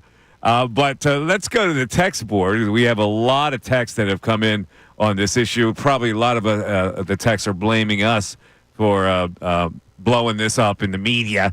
But Ray, what do we have? Oh, we got someone that's on Bill's side of things here. Mark from Warminster. These situations, more than most, end in a divorce. And if it ends in a divorce, I choose AJ over Jalen 100%. Do you know what I think of Jalen when I hear Jalen's name? I think of the final pass in the Super Bowl in 2022. Oh, my God. Come on. Look, come on. You said he's on my side. I can't go there, man. Jalen played so well in that Super Bowl. That final pass, which was trying to be like a Hail Mary. We come on, we can't go there. And if we're talking about divorce, oh man, I don't even want to talk about that. I don't even want to get there. But it can't be Jalen. You'd be talking about if they tried to move on. I guess $100 million in dead cap space. You'd never take a wide receiver over a starting quarterback. Yeah, Come on, that's not going to happen. Come on now. All right, we'll move on to Kevin in Delaware. A.J. Brown told the truth, period. Why are we so surprised? This ain't his first time speaking his mind, won't be his last. He's a top 5 receiver getting the ball. I like that this keeps everyone on edge, and nobody is getting lackadaisical. Not the first time speaking his mind. So how come when I pointed that out, people came at me? Only because the word diva has a negative connotation. It's not, like I said before, it's not bin Laden. It's diva. Yeah, but I'm reading the definition of diva. A self-important person who is temperamental and difficult to please. Well, he's not. Come on. He might be on the mild side, but what, that doesn't describe him? I don't know if he's difficult to please. He just wants the ball. Jesus. Oh, man. But I think that's why they try to defend. What else do we have? Coach Skip in North Philly. I'm disappointed in the whole situation. Mike is right. Appeasing AJ is necessary, but we are winning in a way that hasn't been stopped yet. If it ain't broke, don't fix it. Smitty hasn't said a word. This is a fork in the road for our season. Smitty has said a word. Smitty has been unhappy. He's alluded to it over the past couple of weeks. Well, and the body language, I mean, we shouldn't try to read into it, but if you saw AJ complaining to Devontae on the sidelines, and you see Devontae looks frustrated as well. Yeah. It's hard not to be. If you're a wide receiver, see, this is what people need to understand. And the reason I think receivers tend to be divas more than running backs. It's easy to get the ball as a running back. The quarterback turns around and he hands it to you. When you're a wide receiver or a tight end, you need the quarterback to throw you the football. There's nothing you can do if he doesn't throw you the ball. You're not involved in most plays like other players are on an offense. You run a pattern. You don't like the block, so you rarely block. And they've done a good job of that. I mean, AJ and Devontae, and really all the wide receivers, have done a good job blocking in the running game. They ain't out there primarily to block. No, and you should take care of them for that. If they're going to block for Saquon, feed him a bone every once in a while. Get him the ball. Exactly. We got a couple people lauding Brandon Graham. As PJ from Freehold, BG said, cut the bleep. You are both grown men. Talk about it, squash it now, and let's focus on the Steelers. And following up with that, Brian in Somerton, Brandon Graham is a smart man. He knew what he was doing. It wasn't until the media reported the issues between the coach and quarterback they did something to fix it. Graham is trying to force their hands to work it out now. I'd love to give BG the benefit of the doubt on that. I don't think he was being smart in what he did. I don't think he was being diabolical either. Yeah. And he's not including Jalen in this. This is his beef with A.J. Brown, clearly. It wasn't with Jalen. Yeah, it was. It was more with A.J. It's saying that you shouldn't have gone to the media, and then BG goes to the media. There's Kellen Moore. Has AJ expressed frustration with you about his involvement in the offense, the amount of targets he's getting? I think each and every week we're always having conversations throughout this whole process, and I don't think it's any different this week, last week, any other week. I think we all get the opportunity on Mondays to evaluate how we did, the things that we can improve on, and just like any other week, we all have conversations. I have conversations with AJ plenty, and Jalen, and Saquon, and the offensive line, and so we're going through a process similar. And obviously, this pass game from a production standpoint. The passing game obviously is something that we'd love to grow on, and I think we got excellent opportunities to grow in that capacity. What's going on with Jalen? The time to throw is spiking, but he's not throwing down the field, and his pressure rate's not high. So what's the problem there? No, that's a good question. I think obviously something that we'll continue to try and evaluate and give ourselves the best opportunities to be successful. I think there's a ton of good in there. Some situational football. I think we did really well. I think on first and second down, obviously there's some growth opportunities probably coming out of this game for us just to play cleaner, more efficient football. And so, on my side, I'm gonna focus on how I can help from a play design, from a sequencing within a game. All those things just give us a chance because obviously there's plenty of good throughout the season and throughout even this past game. In some situational football that we did a really good job. During the bye, was there a concerted effort, because Jalen had turned the ball over so much in the first 4 games, to reel back on that, and it has an overemphasis on that, made him a little more trigger shy in terms of throwing balls into situations that could lead to turnovers? It's a great question. I think Jalen's done an excellent job, first and foremost, of protecting the football. Having 1 turnover since the bye week, I think he's done such an incredible job with that. I think you see still aggressive throws. You still see him throwing downfield. Obviously this game, from a production standpoint in the passing game, we didn't hit the explosives and all those things. And sometimes, unfortunately, these type of games happen, and this is the challenge of the NFL is you have slugfest games like this, and you find a way to win, and that's ultimately the number one objective. And so, I think first and second down probably can find ways to improve there. But I think, situationally, I thought credit to our guys of hanging in there, 2-minute drive, 4-minute first downs, and passing situations, red zone, 2 touchdowns. So there's plenty of smaller, little details I thought we performed at a high level of. And how much of that has been, what the defense has done in the last 4 weeks? It seems like you take him downfield. I think there's only been like 2 attempts there. I mean, with those things aside, how much is that? Maybe what opportunities are there and what he's seeing? In what situation? In throwing downfield. Downfield, yeah. Obviously, I think it's something we'd love to give ourselves more opportunities. Naturally, there's a game flow and there's a defense that you play, and you got to balance out what you'd love to do and what you need to do to perform and win games ultimately. And so it's something that we'll continue to try and find different ways to attack and give ourselves those chances. Jalen mentioned like a lack of synchronization in the passing game. From your perspective, why do you think that's popping up now, and what can you do either during the week or in a game to help solve some of that? Yeah, again, the flows of seasons. Anytime we have games where you feel like, and it's going to come up in many capacities throughout the season. I think each and every week you can find something, and so it's always a chance to kind of reset a little bit, just to give ourselves opportunities to focus on the fundamentals, focus on the techniques. A lot of times the season progresses, it comes down to details, and for us, I think we got great opportunities to grow through this. I don't think anyone's overreacting necessarily. I think it's just a bunch of competitive guys who want to give themselves the best chance to help the team win and perform at their highest level. And so we got a bunch of really good dudes. They all work really, really well together. I think that's the beauty of it. Is we get to spend each and every day together doing this thing, and I think we got the best of the best. Have you spent that time with them? What observations do you have about the relationship between AJ and Jalen? I think they work each and every day together, and I think it speaks to just how much work these guys put into this thing, and ultimately everyone's competitive. Everyone wants to help the team in every possible way, and for players, it's usually about their ability to perform and help the team in some capacity in that way. And so we got a special group. I think they work really, really well together. AJ, Jalen, Saquon, Smitty, like the whole group. I think when you spend each and every day around the building, you just see these guys connecting and working in meetings, but after meetings, after practice, we got a special group, and so we're excited about the opportunities we have ahead. Watching it back, what did you attribute AJ's lack of involvement, especially early in the game? What did you attribute that to?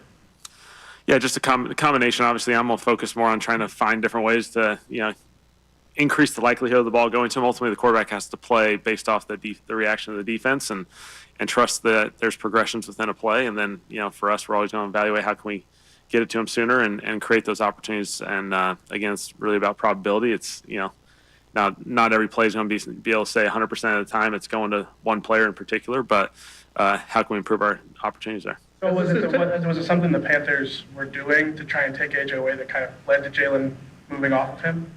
I think there's flows to a game, and sometimes there's aggressive opportunities, and then there's other plays, and just the way it played out, unfortunately, it didn't go until that 2-minute drive essentially at the end of the half. So something for us to improve on. Has this success of the running game perhaps inadvertently impacted the passing game? It's a great question. I don't think so. I think our guys do an excellent job, obviously, in the run game, and it's a strength of ours, and the ability to, for Saquon, for Jalen to be a part of it, the perimeter guys, how they block. I think, we're playing at a really high level there, and the diversity of the schemes have been really, really good. And so, it's again just tying that in with the action game and the movements and all those sorts of things, and giving ourselves opportunities on first and second down. How much of the offense, your offense, has changed over the course of the season to accentuate Jalen's needs? I think every season takes its own ebbs and flows. I don't think any season you look at and you say, it necessarily has to be like the previous season. I think this has been an awesome opportunity for me just to grow and learn. And I think what is awesome about our run game is the ability to run the quarterback. Jalen's really, really special at it. Our ability to use the movements in the action game has been really, really good. Obviously we got some players outside who do an exceptional job in the isolation game, and they've done a really, really good job there. And so we're trying to put ourselves in whatever best situation we can to be successful. And I think, when you look at this from a wider lens, I think our guys have done a really, really good job. Would you say the passing playbook has expanded or contracted over the course of the season? I think it's stayed pretty steady. I think lean on a lot of the core principles that we do, and each and every week you're going to have some sort of flavor. And I think that's the fun challenge of the NFL is that you're going to have core principles you believe in, and you've repped a lot of times, while still being creative enough to stress the defense with different looks, different presentations, and give them different things to deal with. How quickly does that change, those core principles? You're going into a week, you game plan. How quickly does that change when the bullets start flying, for lack of a better term? Bullets being game day? Yeah, game day. From your game plan, you talked about the slow starts a lot. Mm-hmm. How quickly do you generally get off script? Do you get off script? How does that sort of work during the game? Yeah, I think we go into the game with obviously a blueprint of how we want to attack the game early, and so that doesn't go just for one drive. That's really, it almost plays out all the way through the first half, just the way it goes. And so you usually have your early third downs. In each situation, you have your first and second down calls as you anticipate it, and obviously by situations, there's ebbs and flows within that, and you got to adjust based off the circumstances of the game and the field position and stuff. But usually we try and map it out, close to about the end of the first half, and then second half you make your adjustments, and then you go from there. As a more of that, a comment we keep hearing each week is that you guys are getting looks early in games that you weren't expecting. Is that happening at an atypical rate this year, and if so, why? It's a good question. I don't know if it's totally, not typical. I think every defense, they have a week to prepare as well. They're going to give you challenging looks. They're going to give you something different. Obviously for us, they're going to do things to stop certain components of our offense and make it a focal point. And so, I think what the beauty of it is the adjustments that our guys make, I think is really, really good. The first run of the game, we got a hold, but our guys, they played it a little bit different than we anticipated. And that, coincided with us making some adjustments, and our guys just really reacted and just played ball at a really high level on some of the gap schemes in the run game, for example. How can you help Jalen, especially with seeing guys down the field and making the throws on time? Yeah, no, I think Jalen's done a really nice job. I think again, there's you look at it in 1 week versus the season. I think he's done a really good job of protecting the football, still being aggressive downfield, giving ourselves opportunities in the passing game. Again, core position is really hard in this league. I think obviously he knows he gets all the when it goes well, and when we don't have those huge luxurious passing games, it's always the other side of it. And so I think Jalen does an excellent job of handling the week to week of this NFL. I think he's done a really, really good job. I'm excited where our growth opportunities are and where we're going. I've been having a ton of fun, doing this thing with him. I feel like in terms of the play call or what Jalen's saying, that there's gray area with what he's saying, or do you feel like there's confidence, like in the decisions that are happening on the field? Yeah, no, I think he's doing a nice job. I think obviously all of us, we all want to grow. That's the beauty of the NFL seasons. We all want to continue to grow and evolve, and that's the fun battle of the NFL. And so we're going to continue to do that. And this week will be another excellent opportunity. We're playing a premier defense. These guys got guys all over the field that perform at a really high level, and so we're excited about this one. Thank you. All righty. They tried. They tried to get in there. Didn't work that well. We'll talk about what Kellen Moore had to say. Obviously taking up for Jalen. I think Jalen's done a very nice job. All right, we'll talk about it. It's the Mike Missanelli Show. Here's how you get in, 610-622-0975. Back after this. Ricky Vitalico. I think Kellen Moore's play calling is really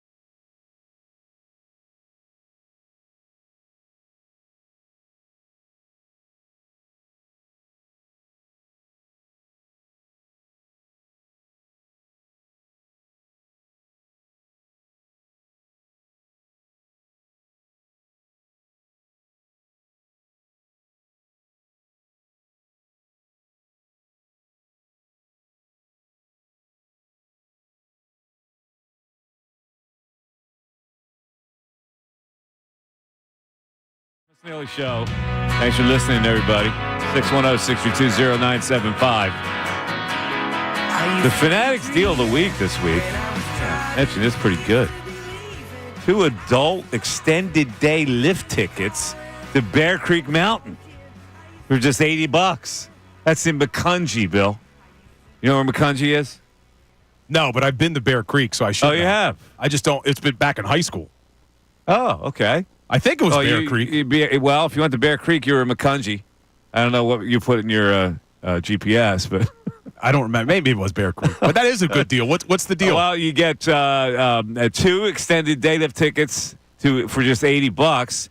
And, of course, this is the ultimate destination for skiing and snowboarding, featuring breathtaking views and thrilling trails for all skill levels. You get this exclusive offer while supplies last at our website. That's 975thefanatic.com/deals. All right, so Kellen Moore, listen, I thought the questions were pretty pointed. He said that we need to focus, when asked about the A.J. Brown situation, we need to focus on increasing the likelihood of getting the ball to him sooner. That's the one thing that, and then he was asked about, well, is the running game taking away the passing game focus? He said, I don't think so. Well, how can you help Jalen? Well, Jalen's done a really nice job. The quarterback's really hard in this. The playing quarterback's really hard in this league. It's basically what he said. But at least he said, we need to focus on increasing the likelihood of getting the ball to him sooner.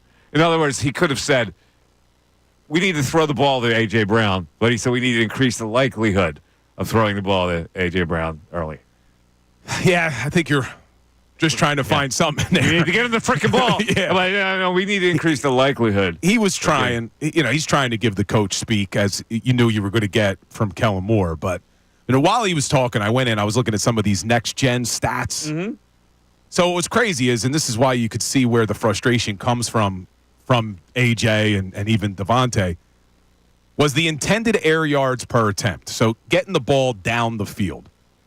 Jalen Hurts was in the bottom 5 against the Panthers. Mac Jones was 5.1. Kyler Murray, 5.3. Will Levis, 5.5. Tua was 5.5.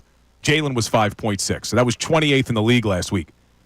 The craziest part, though, was Jalen was number 1 in time to throw, and it wasn't even close. He had a half second more than even the person in second place for time to throw. So Jalen had 3.5 seconds to throw the football, but yet still was 28th in intended air yards. So he was refusing to push the ball down the field. And he's doing that really simply because he doesn't want to turn it over. He's been so browbeaten with he turns the ball over that after that bye week, he said, okay, well, we're going to play a different way. I'm not going to turn the ball over, so I'm not going to take chances. Now, maybe that's a detriment. Well, it hasn't been, right? Because they've won 9 in a row. They're 11-2. But that's what my concern is, and Kellen Moore didn't necessarily address this, but they asked him a little bit. But are they in Jalen's ear too much? Has it become too much of don't turn the ball over, don't take chances, be conservative with the football, and because of it, you're not seeing him push the ball down the field? Because that's something that would be frustrating to a wide receiver. Possibility, and we apologize for these breaks. They bunched up on us because of the coordinators. But on the other side, Sirianni had some things to say about this whole thing. And Tim McManus is also coming up right after this, so don't go away. It's the Mike Missanelli Show back after this. Fanatic Sports Update. Why can't we be friends? I'm Ray Dunn. This update is brought to you by Penny. It's open enrollment season. Don't get health insurance from your job. Get the lowest cost on high-quality health coverage now through Penny, PA's health insurance marketplace. Enroll by December 15th at penny.com. We've got some drama with the 11-2 Eagles. Brandon Graham attempted to speak on the passing offense, the relationship between Jalen Hurts and A.J. Brown yesterday. The result?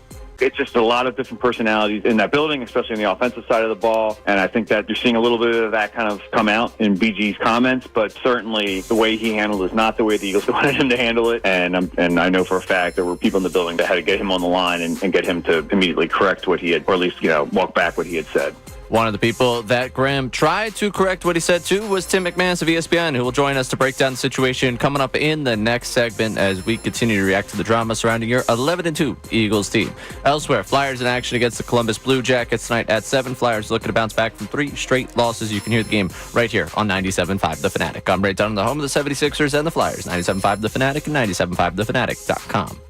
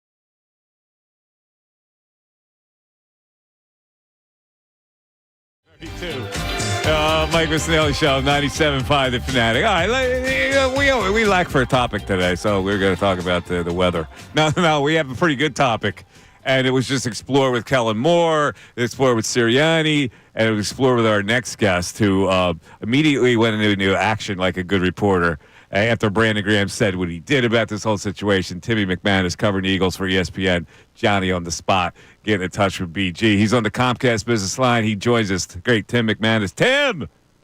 Mike, another day in the life on the Eagles team. Oh, it's fantastic. A winning team, too. And this is, I see what I love about the Eagles, because little topics can really generate great conversation. So take me through this. You hear what Brandon Graham says, and what's your response, and where do you go from there as a reporter?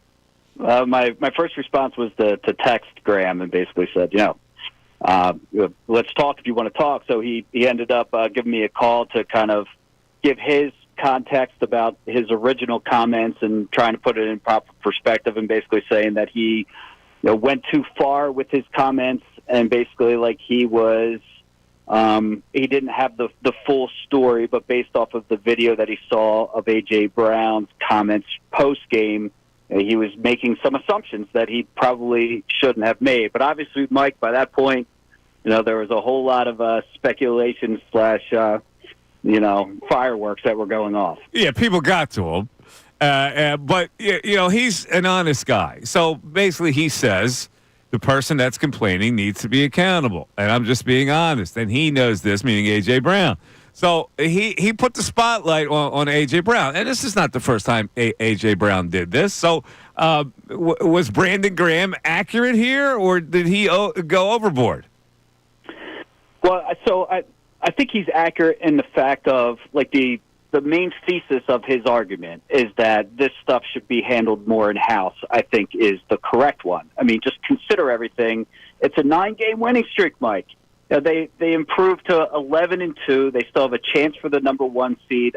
I would say that the vibes around this team have been pretty good overall, that they had sort of moved past the collapse, and now they're celebrating with one another after touchdowns and interceptions, and everything feels pretty good. And then they have a clunker of a passing game against Carolina, and next thing you know, Brown's throwing his helmet down on the sideline, and he's terse in his explanations post-game, and that led to something else, which was Brandon Graham having his own comments. So obviously a mistake for Graham to go all the way down the road that he went down. I think that he was accurate in the fact of, listen, Brown can't be handling his business this way. You have to avoid some of the turmoil that engulfed this team last year. And so, yes, I think that part of his comments were correct. All right, so here's what we have here. So first of all, it is impossible for a diva-like player to shut up. It's just impossible. We've never seen that happen in the NFL, except for maybe a couple of guys who are stars that decide not to react when they don't get the ball. They want the ball. It's how they show off. So let's get to him not getting the ball. Whose fault is that? And we talked about it today, that maybe it's a Jalen problem, or maybe they need to make more of a priority, which Kellen Moore just admitted, priority of getting him the ball early. Where do you stand on that? So just real quick on the diva thing, I don't view him as a diva. Like, I know, like, because of all the connotations that come with that, I know that there have been instances where he's spoken out or shown frustration, but the place that it comes from, I don't think is diva-ish. I think it is rooted in team. Him getting the ball equals team success kind of thing. But I think this is, like, you can't really point to anything but circumstances primarily as to, like, whose fault it is. I mean, it was always going to be a puzzle that they had to put together when they added Saquon Barkley, because you have 2 high-profile wide receivers, and there's not a high-profile wide receiver in existence that isn't going to want to be featured. And now you have a premier running back, and in the beginning of the season, they were trying to find that balance, and what they came to realize was that the best way to go about their business offensively was to lean on a guy that has, like, an MVP-type caliber year in him, and the offensive line went to Sirianni's office, like, knocked on the door, was like, dude, we gotta feature this guy, feature us, let's run the ball. They have, and they rattled off 9 straight wins as a result of it. So there's always going to be, like, a degree of pride swallowing, whether that's from Barkley 1 week or if it's from A.J. Brown and Devontae Smith for a few weeks. But it is tilted in a bit of an extreme here to where they've had to be patient and have fewer opportunities for almost the entire duration of a season.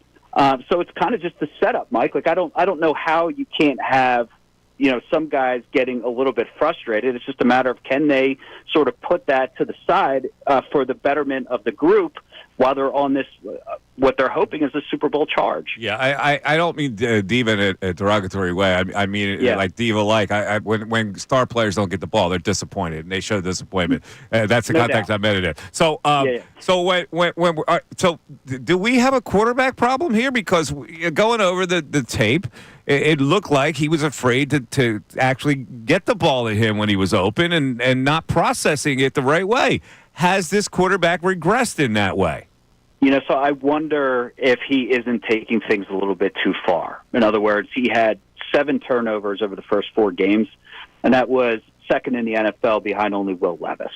And then they had the bye week, and they make some adjustments, and Sirianni is hammering the fact of, one of the big things that we look at is turnovers. It's the ones that we create and the ones that we're giving up. It's going to be the key to our success, a major one anyway. And Hurts hasn't really turned the ball over. He's got 2 since that bye week.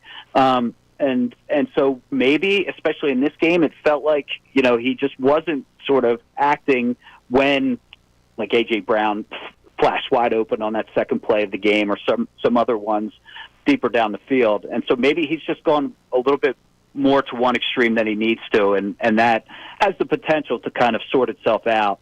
Now that they have just a handful of regular season games left in which to work with.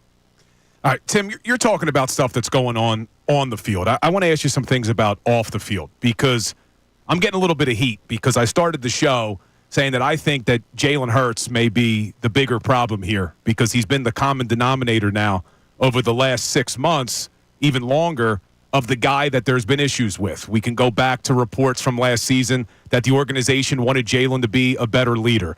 There are reports that he changed since he got the contract. You and Jeremy Fowler wrote a great article in August about how he has a habit of shutting people out when he's frustrated. Now we hear Brandon Graham saying that there's a personal problem between Jalen and AJ. And I asked the question, when you look at the common denominator, it's Jalen Hurts. So you're in that locker room. You follow this team. Is there a problem with Jalen Hurts off the field?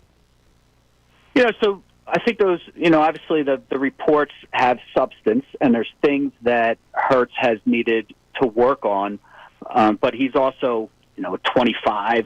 So I think that there's some natural development that comes from, I think because he comports himself typically, with such maturity, you sometimes forget that he's not that old of a guy, and that there's, a big spotlight on him, and there are things that he absolutely had to address.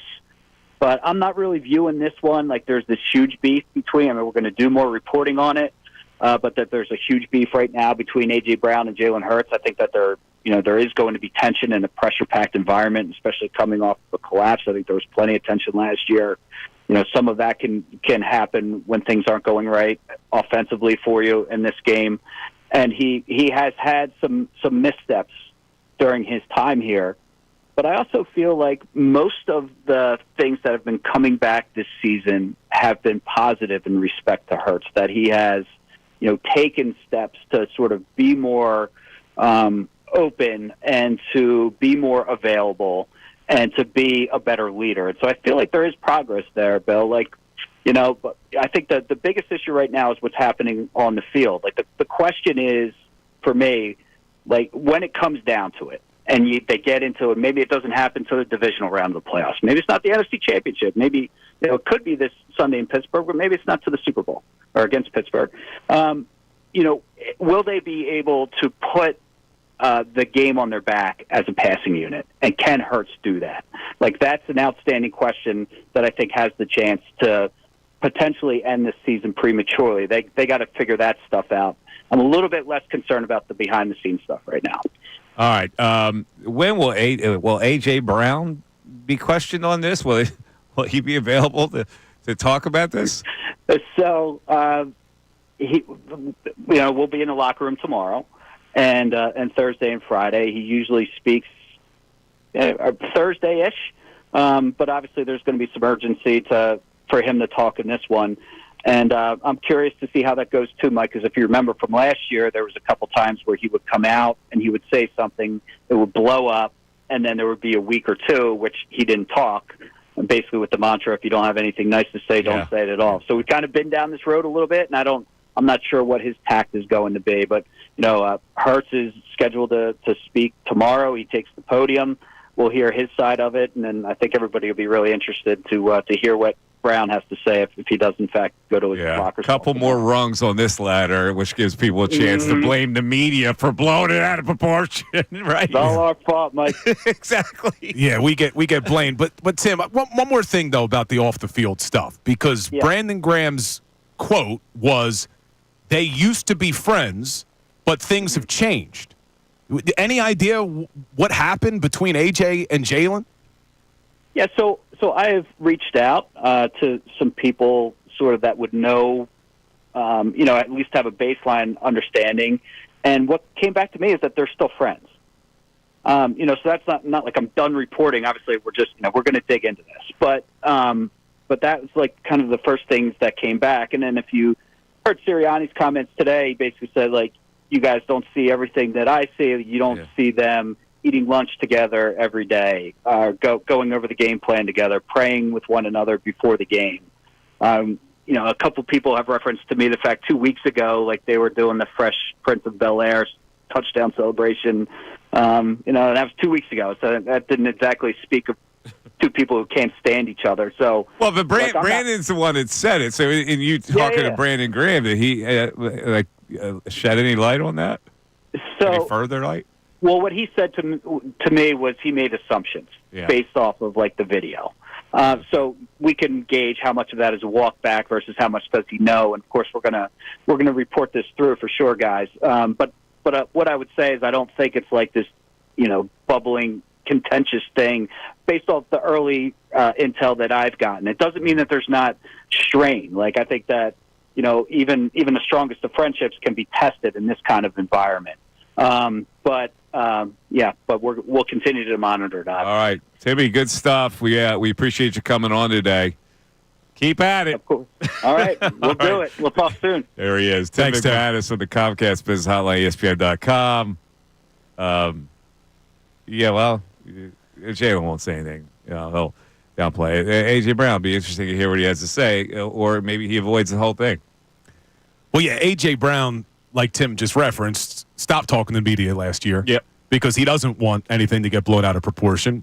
Yeah, Jalen will have to address it, but I'm sure he'll do it in a way where he doesn't give us much. But I mean, Tim tried when he talked to BG. I'm just having a hard time connecting the dots between they used to be friends, but things changed. Well, it's true. But then Brandon Graham saying, I just reviewed that video out of context. Yeah, Well, no. You know these guys. Yeah, that's not him viewing a video out of context. That's his observations, been being there. And it sounds, though, like when you listen to BG has more of a problem with AJ. So I don't know. I don't know what's going on, but let's hope that they can brush this under the rug. I do think it elevates the importance of this Steelers game significantly. Because if they come out against Pittsburgh and they struggle, especially in the passing game, and you don't see Jalen have a good game throwing the football, the noise gets louder. So I'm hoping they come out against Pittsburgh and you see a dominant performance. Does this affect the line on the Steelers? Like, I checked it this morning. It was still 5.5. Still 5.5. Let me check it again. Man, I'm stunned by that. Still 5.5. All right, here's how you get in. 610-632-0975. If you got something to say about this, even if you want to say we're blown out of proportion because we're used to taking the brunt. We're taking the whack-a-mole. Reporter stays up, you hit with a mallet. But do you remember though, Mike? And I'm forgetting his name now. And we ripped him on the air for it. Chris. Who am I talking about? The guy who before the season started said, Ray, you know who I'm talking about, said he knew something about this Eagles locker room that would have divided any group of men. Do you remember that? Chris Canty? No, not Chris Canty. No, Mike. I don't remember who you're talking about. Who am I talking about? Bald guy. Carlin? Carlin. Chris Carlin? Chris Carlin, before the season, made a ridiculous statement that he knew something that was going on in the Eagles locker room that would have fractured any group of men last year. And we all just said, that was a hot take. He doesn't have any information. I just don't know because it's just there's so much smoke. He's on ESPN radio. He's another guy that put away in this city. He was here for about a half hour. Yeah, he was here for a little while, and now I don't know where he is now. Yeah, I retired him. I just don't know. I just don't know. Let's look. Winning cures all, and when this team is winning 9 in a row, let's hope that all this goes away. But let's have a big game against the Pittsburgh Steelers, please. 610-632-0975. Let's go back to the phones, and we'll get to the text board as well. Rob is calling from Lower Merion. What's up, Rob? Hey, fellas, how are you? Good. How you doing? We're doing all right. Good to have you back, Mike. Just want to give you a shout Thanks, buddy. I appreciate it. It was Craig Carton, by the way. I had the wrong guy. Oh, what's Craig Carton? It was Craig Carton. I want to make sure I got the right. The ball guy. I used to work with Craig. Yeah, Craig Carton. All right, there you go. Apologies. So, first of all, the whole thing is just soft at its face value. They're on a 9-game win streak. They're playing. They won that game. And by the way, I was there at Sunbird. Okay, winning is winning. Here's the question. I do think it's fair to question at this point Jalen. I think we all agree that Jalen Hurts is a good quarterback, but the ceiling on AJ is much higher. That's very clear. He is a top 3 in his position, top 4 in his position. So at what point do we start saying, you know what? This is our championship window, and maybe Jalen's not the guy. I'm not saying we should say that, but that has to be held up against, well, what would be better? Right? Yeah, we can't do anything about that now, Rob. I mean, see, that's something that you're going to just hurt your brain. Jalen Hurts is the quarterback, and that's the way it's going to be. It's just like Joel Embiid's your center, and that's the way it's going to be. Let's say we flame out. Let's say we get beat 40-14 in the opening round. Right? This is going to come back. Right? And now we will have both. Why did this happen after playing so strong? Oh, and by the way, our top receiver, who's all pro, and our quarterback who's good but has issues with the most fundamental aspect of being a quarterback, throwing the ball. How do we resolve that? I mean, I don't think it's unfair to start asking those questions. We're 3 seasons into asking those questions. Yeah, well, the only way they're going to resolve it is they're going to, they'll say in the offseason we're going to work on it and blah, blah, blah, but they're not going to cut cord with them. I don't know. I wouldn't be so sure. I mean, they can't. The contract is too prohibitive. Carson Wentz when we all believed that was also an impossible contract. Yeah, well, it was a lot less though. They ate $34 million, which at the time was a big cap hit. They'll have to eat a lot more than that for this. It's just not. It's not going to happen. Listen.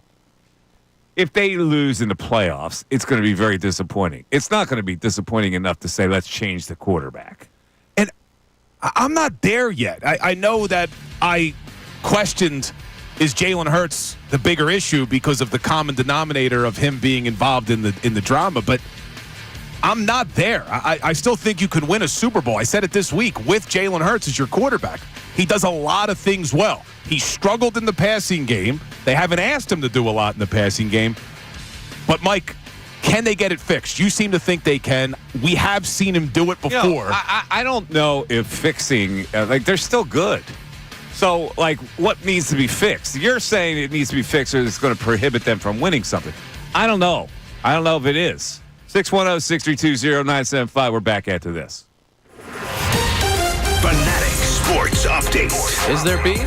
I'm Ray Dunn. This update is brought to you by Phillies Sports Trips. Join Andrew Salciunas in Clearwater Beach next March for the spring training trip of a lifetime. Go to phillysportstrips.com and place a small deposit to reserve your spot. That's phillysportstrips.com. There's some drama in Eagles land as Brandon Graham attempted to speak on the passing offense and the relationship between Jalen Hurts and A.J. Brown yesterday. The result had Graham issuing an apology about an hour after he spoke about A.J. Brown, Hurts, and that passing offense. And his comments also sparked a viral debate over whether or not Hurts and A.J. Brown are still friends. We had ESPN's Tim McManus on in that last segment who dived into that topic. I'm not really viewing this one like there's this huge beef between. I mean, we're going to do more reporting on it, but that there's a huge beef right now between A.J. Brown and Jalen Hurts. I think that there is going to be tension in a pressure-packed environment, especially coming off the collapse. I think there was plenty of tension last year. Some of that can happen when things aren't going right offensively for you in this game.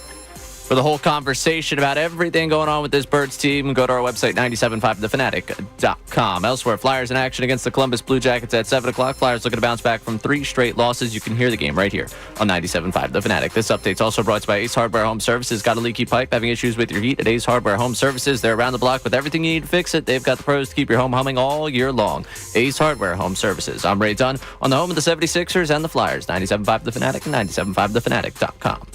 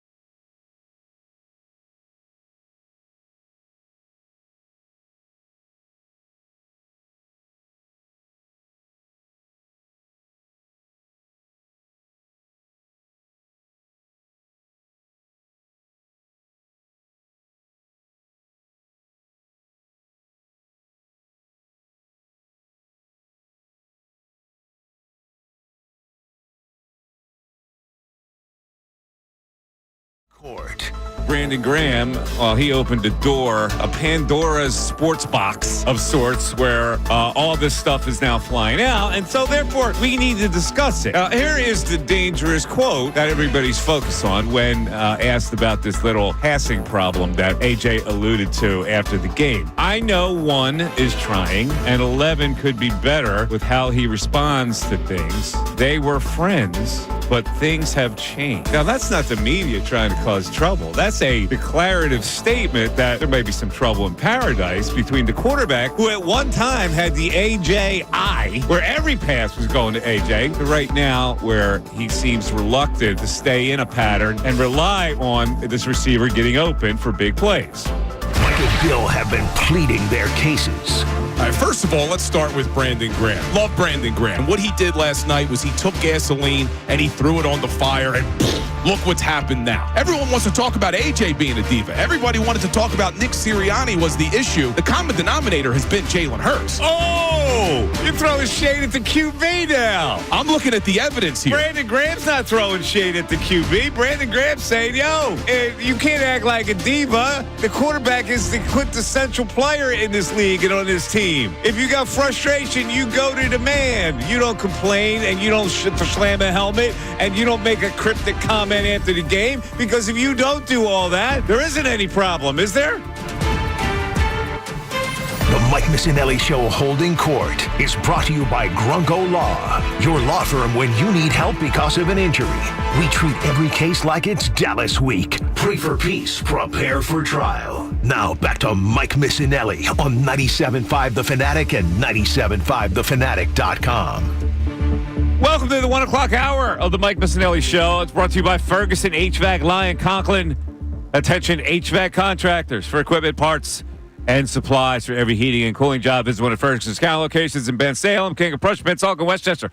I want to give people the chance in this hour to rip into the media. We've kind of squelched the discourse. This could be a media problem. So let's open it up. I want to hear people that think this is a media problem. That's fair. Well, give me your say. Yeah. Well, we're certainly hearing from them on social media. We are. People are really destroying you for your stance on Jalen Hurts, which just for the people joining in, what is your stance on Jalen Hurts right now? Well, my point from this morning when we started the show was that a lot of people are getting on AJ for being a diva. A lot of people are upset with Brandon Graham, as I think they should be. I don't think he should have went public with any of that information.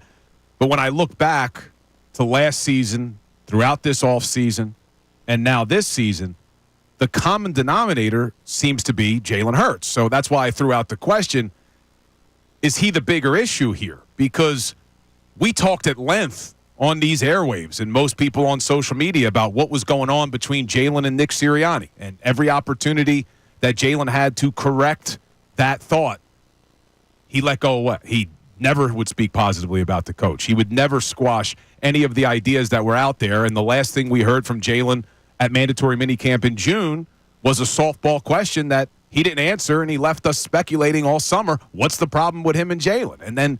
Or him and Nick Sirianni. And then we had articles that came out in August about how Jalen Hurts tends to shut people out when he's frustrated. And now we're hearing that there's personal problems between Jalen and AJ. And I asked the question, is he the common denominator? But people are making out and going they don't like to hear that because they're very protective of their players. They're protective of Jalen. They're protective of A.J. Brown. I get it. But, listen, here's the bottom line. They're a good team, okay? And they had a lackluster game where they won against the Carolina Panthers, and they found a new formula to win. And the only question is whether this new formula, which does not really embellish the passing game, and it's not one of their strengths, can it still win? And so I go, all right, let's just try to improve the passing game a little bit. Your identity is now different. You are a running team.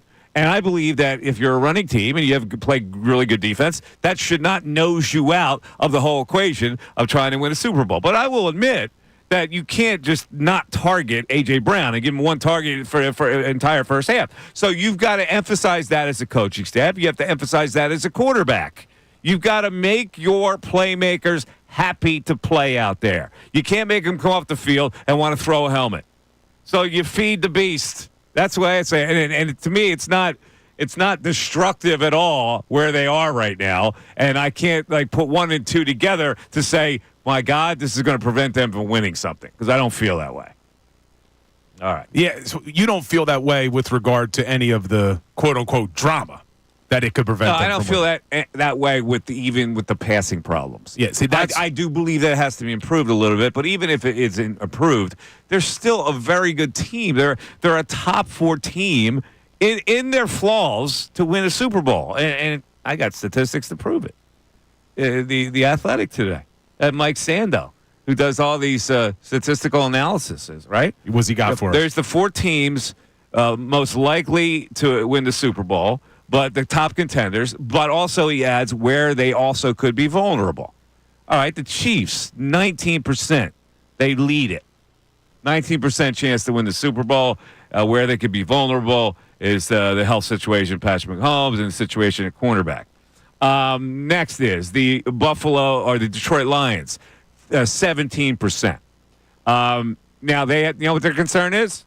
Head coach Dan Campbell not clicking into playoff mode. That feeds right into you. Bills, 13%. Where they're most vulnerable? Well, they're allowing explosive rushes. So a team that they're ranked 31st against the rush, by the way. So that's a vulnerability. The Eagles at 13%. They're still a top 4 team percentage-wise to make the Super Bowl. What could hold them back? What can hold them back? The Eagles face no other pressing concerns as long as they keep Hurts from pure pass situations. They say that after they add that Jalen Hurts is attempting only 25 passes per game, down from 32 last season, and they are scoring 1.3 offensive points per game in the first quarters, which ranks 792 out of 796 teams since 2000. So that's the first quarter struggles, and it's also that keep Jalen Hurts out of pure passing situations. Yes. Very important question was posed there in that story by an executive. Can Sirianni keep it going another month? Yes. But he also says before that, see, Ray, he says it's amazing how they have evolved and how Sirianni is now coach of the year material. They said that before what you just said. Yeah, but why would we give Bill that fuel? Why not let him get upset for 5 minutes? Yes. But what bothers me with that is yesterday when we were reacting to the Panthers game, what I said was keep it in perspective. They're 11-2, but the 3 areas that could hurt this team: first quarter scoring, the passing offense, and what they don't mention in there, Jake Elliott not being a clutch kicker right now. But when they say to keep Jalen Hurts out of pure passing, what was the words they used? Pure passing situations? I mean, that's where I have an issue is Jalen Hurts. I mean, they're saying that the only thing that could prevent this team from winning is if Jalen Hurts has to win with his arm? I mean, that's basically what that article is saying. When will he have to do that, though? Like, pure passing situations mean what? The 3rd and 7? Like, where are they in 3rd and 7 a lot? Well, like Saquon Barkley makes it 3rd and 2. It could be 3rd and long situations. It could be you're down in a game by multiple scores, and the only way to get back with the clock is to throw the football. You know, so you got to hope that. See, this is where it's been so ironic. A team that relies so heavily on the run struggles to get out to early leads. Mm-hmm. You would think it would be the other way around. You get out to the early lead, and then you run the football, and you're able to wear a team down. But this team, I mean, even going down by 2 scores to the Ravens in the first quarter, they continued to run the ball and win it that way. So maybe you're right. Maybe it won't be an issue.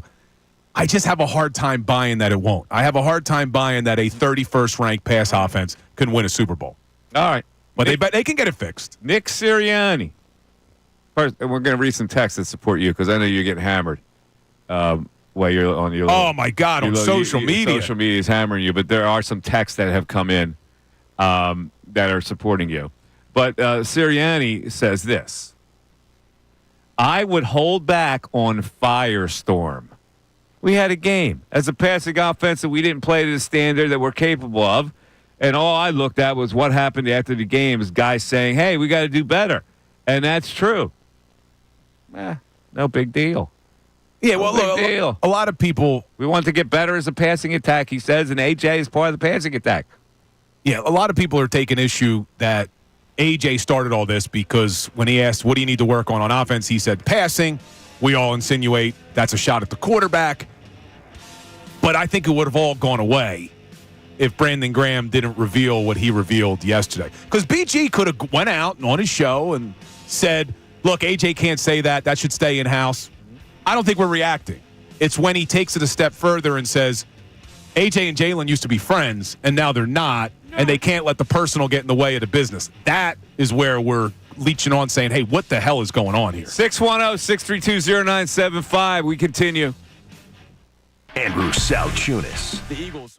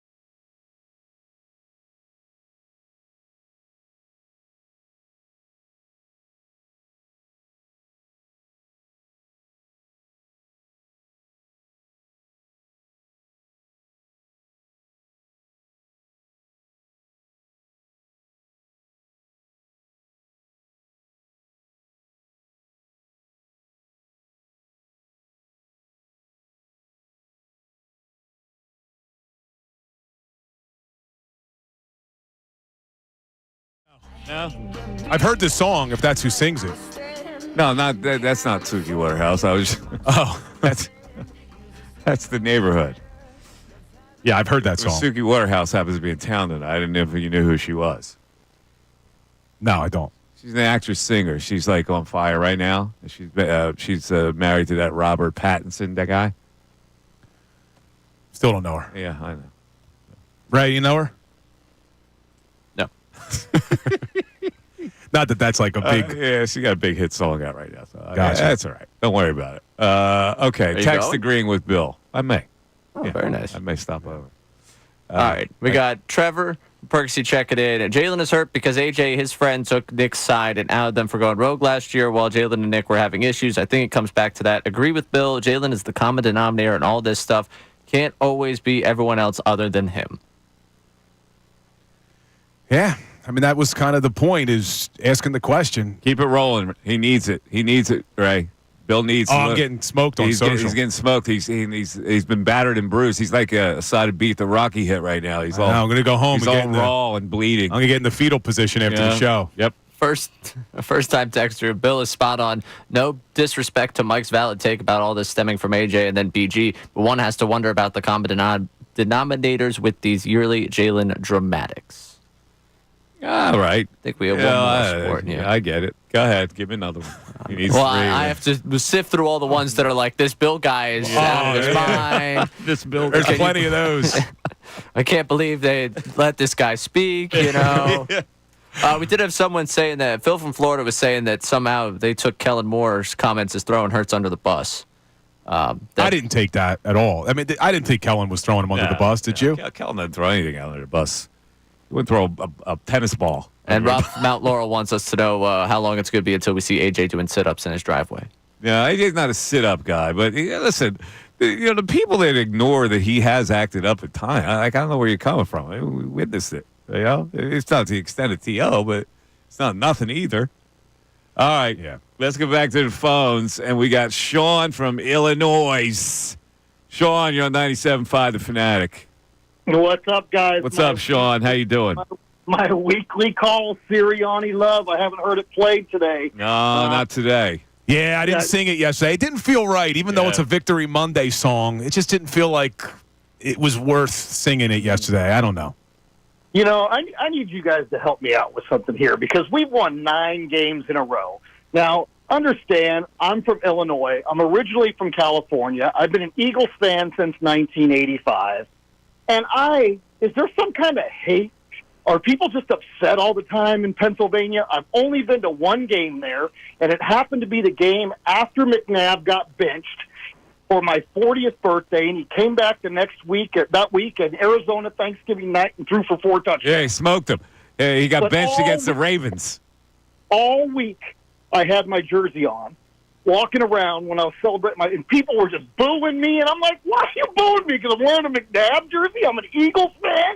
And I just don't get it. I mean, if there is anybody I'm concerned about right now, period, it's Jake Elliott. And I love the guy. But, man, why are we not focused on that? That is amazing. Yeah, I don't worry 1 minute about a kicker, bro. I got to be honest with you. It's a waste of my thought process. Oh, he makes a good point, though. We need to be worried about it. I understand that he's 50 yards. He's been crappy this year, but kickers don't come into my focus. And the next thing is, shouldn't we be concerned about the weather coming up, and that's why you run the ball? We're going to run. It's going to start snowing. It's going to start getting cold. We're built to win this thing. What is going on with I don't know, but the running game is going to be indoors for the NFC title game, most likely. Most likely, right? Yeah, if the NFC title game was here, then I could see running the ball in cold weather would apply. But they'll get through the first game, maybe 2 fairly easily at home. Well, let's get through those first 2 games, and then remember the stat that you just stated a minute ago. Detroit is, 31st worst against the run? Is that what I heard? Was that the stat? I think you were talking about Buffalo. Buffalo I was talking about, not Detroit. Oh, I thought you said Detroit was. No. I was like, No. that's shocking. Okay. No. So I just don't get it. I'm like, man, we're playing so well. Sirianni's going to be coach of the year. Yeah. I mean, we're going to win the Super Bowl. Let's be positive here. I like the positivity, Sean. Yeah, Detroit's top 5 against the run If I we're don't looking- think anybody is not being positive. At least I'm not. I'm still saying that they haven't. This passing game, while it's not satisfactory, it doesn't. It's not going to prevent them from winning it. You think it's going to prevent them? So I'm looking at it. I'm solely looking at the issue here, and the issue was that Brandon Graham ripped into AJ Brown for antics that weren't even that much over the top. But he thought that they were over the top. And he also said that the relationship between the quarterback and the wide receiver is not good. That can be fixed. I don't need my relationship with my quarterback to be that good as long as you're going out and you're playing. Because I don't think when you get in a huddle and you're surviving, you're not thinking, well, I hate this guy or I don't like him anymore. You're still trying to show off and make big plays. So that's irrelevant to me. Yeah, you're right. But I think where it shows its ugly head is when something like Sunday happens, where AJ thinks he's open. He thinks Jalen's not seeing him. He doesn't think Jalen's getting the ball down the field enough. So now, if you're not getting along on a personal level, and now you're not really liking what he's doing on the field, I think that just magnifies it. I get it, but my God, you're 9-2. So you really have to throw a helmet. 11-2. Or, excuse me, Yeah, 9 in a row. They were 10-2. It'd be as they were winning this game. Yeah. So they're 11-2. So they're 10-2, and you're going to throw a helmet. Come on, dude. Really, I don't need that either. No, I agree with you. It's the whole thing is just. You don't expect this from an 11-2 team. But Sean's asking, what is it? What is it? Why are Philadelphia fans this way or the media this way? We didn't create what just occurred. We did. It's like Tiger Woods throwing a club after hitting a bad drive. What? You're not good enough? Come on. Did you ever throw a club after you hit a bad shot? I never have. Back in the day? Oh, yeah. So I'm usually calm back in the day. on the golf course. Not anymore. Yeah, I'm not good enough to be that angry at myself. It's got to be anticipated. That's a really good perspective. Yeah. But see, we all convince ourselves that we are good enough, and that's why we get a little frustrated. Instead of just saying, I stink, and naturally that bad shot happened because I stink. Yeah. You get your competitive juices where you've succeeded in athletics before Exactly. take over, and you go, why can't I do that here? Yeah, and there's nothing better than when you hit the tee box against someone who looks like they have zero athletic ability, and they just smoke you for 18 Now, holes. speaking of golf, I know people have seen this thing. It's viral. This is why I have a problem with these idiots who go on golf courses not to play golf. They think it's like a joyride.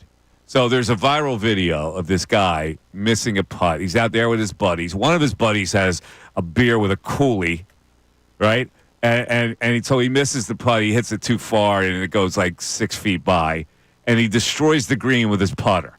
It's ridiculous. And his buddies are out there laughing about it. Yeah, it's ridiculous. I saw the video. That guy should go to jail. He should. I mean, it's destruction of property. It's not cheap. Those greens, to redo those greens is expensive as hell. Come on, grow up. But you're right. A lot of people look at golf as just like, oh, we're going to go and mess around all day. Right. 610-632-0975. It's the Mike Missanelli Show. Back after this.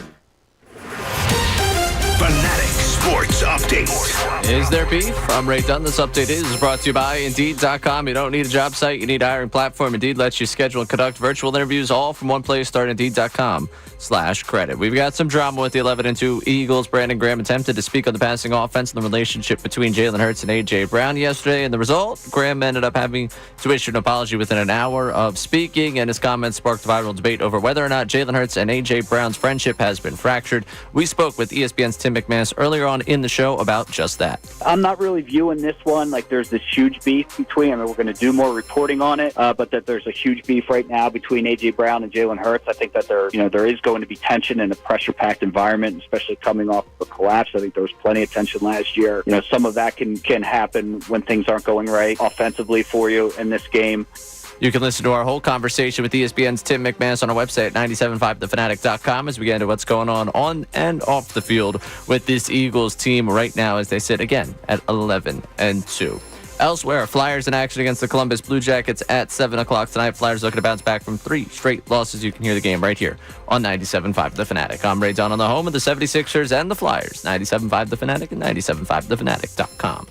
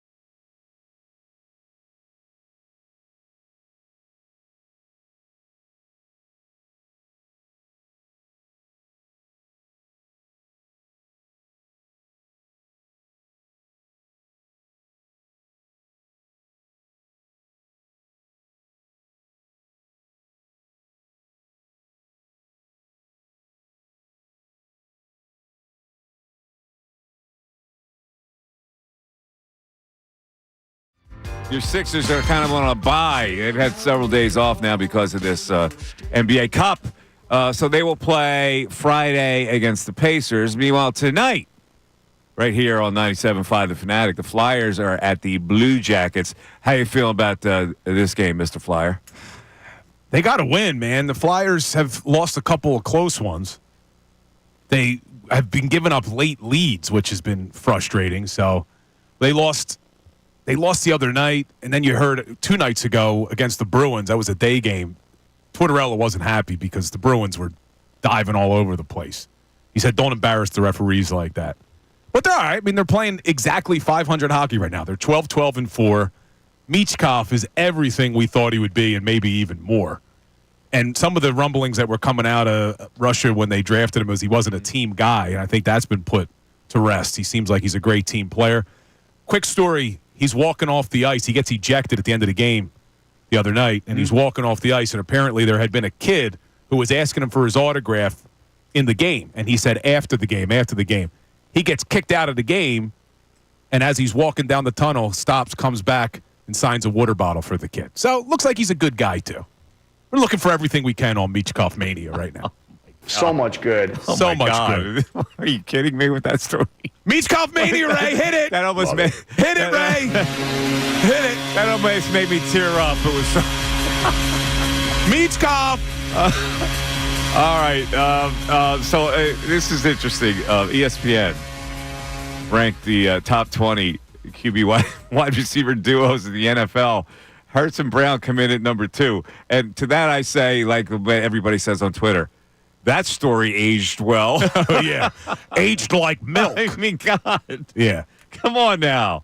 All right. But they still are. I mean, you still have, when you look at this offense, this is why I've been so frustrated that they're ranked in the bottom of the league in passing, because they're capable of being better. You're not talking about the Trent Dilfers of the world here who had a game manage. You're talking about an offense that has all these weapons.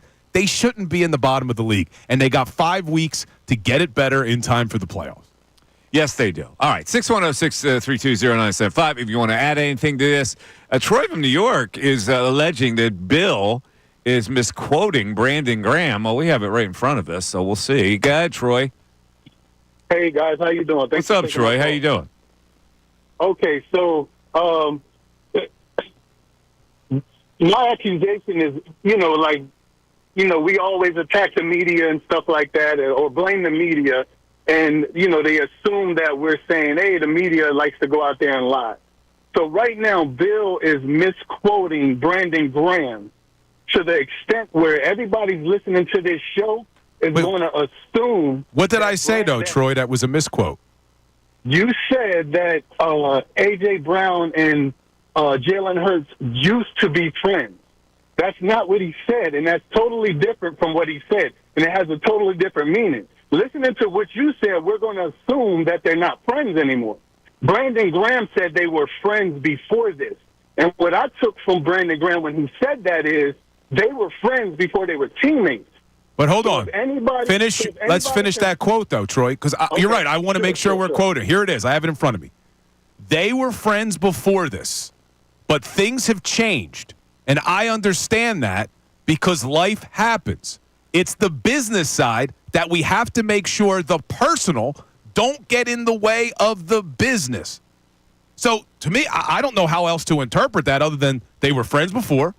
Things have changed, and we can't let their personal problems get in the way of what we're doing on the field. You interpret that differently? Yes, they were friends before, meaning that's all they were was friends. Obviously, if you start working with someone, there's dynamics that change. Not it gets worse or, whatever, but the dynamics change. Hold on, Troy, because I would love to be with you on this, man. I would. But he goes on to say, we need to let personal stuff go. And let's get right for this game because it's a lot of stuff. Most of the time, it's just a conversation that needs to be had. But here's the other issue. We're treating Brandon Graham as if he's an insider. Brandon Graham even said, I don't know the full story. He doesn't know what's going on. Hell, it was probably Jalen Hurts or A.J. Brown that told him that he needs to walk that back. For all we know. But we're talking about the godfather of A.J. Brown's child. That doesn't mean that things don't change. You have rifts with people in your family all the time, and you don't talk to them.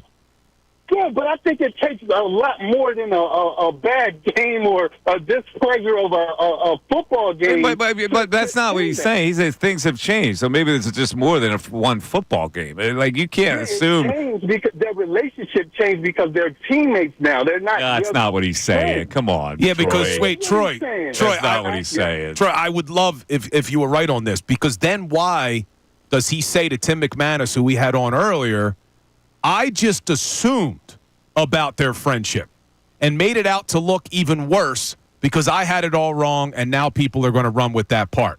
He didn't say, no, I just meant they were friends before they became teammates. No. He went on to say, I assumed about their friendship and made it look even worse because I had it all wrong. So he clearly, I don't think I'm reading into what he said the wrong way. I would love to believe, if Troy's right, that would be great. I just don't think that's the reality. Mike, you agree with me on this? When he says he's letting us in on something, you know, and it's like he's there. He's the team leader. Like, he would know whether guys are friends with other guys. Yeah, you know? The whole situation is just weird. And look, last season there was a lot of smoke. And when there's smoke, there's fire, that maybe there was some tension between Jalen and AJ. We know about the tension between Jalen and Nick. And that was kind of the point of the show today from my perspective was, well, why is Jalen the common denominator? What's going on here? Does he have a hard time connecting with his players, his teammates? Because you also had it being reported by multiple people that the Eagles organization wanted him to be a better leader. So I don't think it's that crazy of a position to ask, well, what's going on with Jalen? Now, the good news is McLean was on the morning show, said from all accounts he's been a better leader. You know, Tim McManus, who joined us, says he's trying. Well, I guess he's not trying hard enough, though. I always look at this like, if two people don't get along on a team, it's not the end of the world because they've got to perform, and there's no time to even consider whether you get along with somebody. So, like, you know, the McNabb-T.O. era, they never jived. And like you said, records. But then what happened? Well, it happened at the end, but it didn't happen because T.O. bailed him out on the Super Bowl. They still managed to hook up how many times in that Super Bowl? I don't remember his stat line, but it was ridiculous. Their personal business didn't have anything to do with playing a game. But the personal business didn't really strike until that offseason when T.O. wanted to get paid. I don't know. I think I'm not sure they were ever that close. Well, he said today to Freddie Mitchell on Instagram Live he never liked McNabb, but T.O. made that clear. I think they were never buddy. No, they played a game together. But the bleep hit the fan when T.O. wanted a contract, and then he said something about Donovan, and then Donovan said, keep my name out of your mouth. Like, that all hit the fan after that I get magical it. What season. I'm saying, during that magical season, I don't think the relationship was that good. Maybe because I think Donovan was jealous of T.O. getting all the attention. I was at training camp when they're going, T.O. McNabb walks out, there's no reaction whatsoever. So there was an edge the whole season between those guys. But I think you got a different thing going on here. I don't think Jalen's jealous of AJ or AJ's jealous of Jalen or anybody's jealous of Saquon. Just saying, my point is you don't have to get along to play efficient sports. No, but when you're not getting along and you're not playing efficiently, it's that much more magnified. And I think that's what you have right now. You think that Jalen Hurts is not getting the ball to A.J. Brown because they don't like each other? No. Okay. I think then what are we worried about? Because when you're struggling at something and A.J. knows that they're struggling because of Jalen, I mean, we got to start calling what it is. In that Panthers game, Jalen Hurts struggled. He had a bad game. Well, if AJ and Jalen aren't seeing eye to eye in their personal relationship, and now AJ's frustrated because Jalen played poorly, it just magnifies it. Yeah. Where if you're really good friends, you may be able to do kind of what Maxey did to Embiid, where Maxey calls out Embiid in a meeting. They're friendly. You can get away with that. You're probably not going to get the same if AJ and Jalen aren't seeing eye to eye. That's fair. Now we got some text. What? Text on Jalen. Let's get a text on Jalen. And wait, somebody has a text on tossing a golf club? Yeah, I already know you're not supposed to toss a golf club. They have. It's a nice little. What are they saying? We'll do the Jalen. All right, give me Jalen first. Biggest thing could possibly holding this team back is Jalen Hurts' inability to read a defense and throw the ball downfield. This controversy is kind of a blessing in disguise and needs to be addressed to figure out the team's only weakness. All right. Yeah, I mean, I think that there's a lot of people, and I'm seeing it nationally as well on some of these national shows, who are starting to question Jalen's ability as a passing quarterback and if that's going to hold this team back. See, but now, I mean, I've been saying that, Mike. I've been very nervous about this passing offense, but I do hope that they don't try to overcorrect so much that you get away from your bread and butter, which is the run. You just need to, when you do throw the ball, it's got to be a little bit more explosive. It's got to be more effective. You can't miss open receivers and not get the ball to your weapons like A.J. and Devontae. But all right, we're texting on tossing the golf club. What do we have here? Two people chimed in with almost the exact same joke, almost the exact same wording. Okay. Let me get this straight. Bill's not good enough to throw a club. Where was that self-awareness when he said he could beat prime Tiger Woods? Okay. So we have really dove deep into that hypothetical. And if you remember what the hypothetical it was, you get 72 holes. You got to beat Tiger on one hole over the course of 72. And I said I could. I would say no. One of my golf buddies weighed in on this very analytically and made a great point. What else helps you is you only care about making birdies. So when you are putting, you can be aggressive. It doesn't matter. You only need to win one hole. You need to birdie a hole that Tiger pars. That's it. Being aggressive doesn't necessarily mean you're going to make the putt. Yeah, but you don't even have to worry. Most of the time when you're aggressive, it's the worst thing you could do. Yeah, but you know what I'm talking about, where you're not going to be able to beat him in a hole. I could beat him in one hole over 72. Wrong, I've talked to several people about this who are better golfers than me, who all agree. And you got one the over same 72. amount of feedback saying you're nuts. What's the matter with you? 1 out of 72. Your best shot is going to be on a par 3. If you could birdie a par 3, the Tiger pars, you're set. The par 4s may be a little difficult if he's driving the par 4s. Well, first of all, let's tell you, if you're playing a good course, you're not going to get like mini golf par 3s. These are substantial par 3s. Where I play, there's a 235-yard par 3. You're going to put it closer and make a birdie than Tiger Woods on that hole? When we played, I stuck the green, tapped in for birdie on that hole. I'm lying. Don't you understand? I'm only kidding. God. Although someone on YouTube said several people, he means Bridget. Talking about my wife. No, several people, scratch golfers, said I could do this. You know, this guy's on suspension, but I'm in a good mood today. So we're going to hear from Mitch from Phoenix, who just wants to climb in to be our last caller of the day. Yeah, you better make it good, Mitch. I always make it good. All right. Go ahead. Story's dead. Let it die. The only thing that matters is they're playing the Steelers Sunday. Yeah. The only Mitch, thing that matters- what do you do for a living? You're retired, right? Retired. What do we do for a living? We converse about topics, right? So for you to be in Phoenix and tell us that the story has to stop, we need to move on, you are disrespecting our profession. And you have no right to disrespect our profession. This is what we do. We talk about topics. We analyze. We create conversation. Okay, here's the real conversation. You ready? You ready? No, I'm not ready, but you're going to give it to me anyway. Go ahead. All right. The Eagles have 2 wide receivers. That's it. They got 2 stud receivers. One of them's going to be double teamed. We know who that is. You got a tight end that can't play for one reason or another. The situation as far as the passing game is exactly what it is. One guy's getting double teamed and he's frustrated. The quarterback makes brain farts when you run backwards and then you sit down and you eat up 20 seconds of the clock. So you think it's the quarterback's problem? It's a quarterback problem and a lack of wide receivers. Oh, well, you just said done saying they got 2 good receivers. One gets doubled, the other doesn't. First of all, he doesn't get doubled every play, and it's impossible to double guy on a slant. Okay, so this is why I'm saying scheme it up to get him the ball so he feels better about himself. It's not a hard fix. All right. It's time for closing arguments. Now, closing arguments on the Mike Missanelli Show. Brought to you by Lowenthal and Abrams Injury Attorneys. Injured in an accident, call 800-876-LAWYER or visit LowenthalAbrams.com. All right, ladies and gentlemen.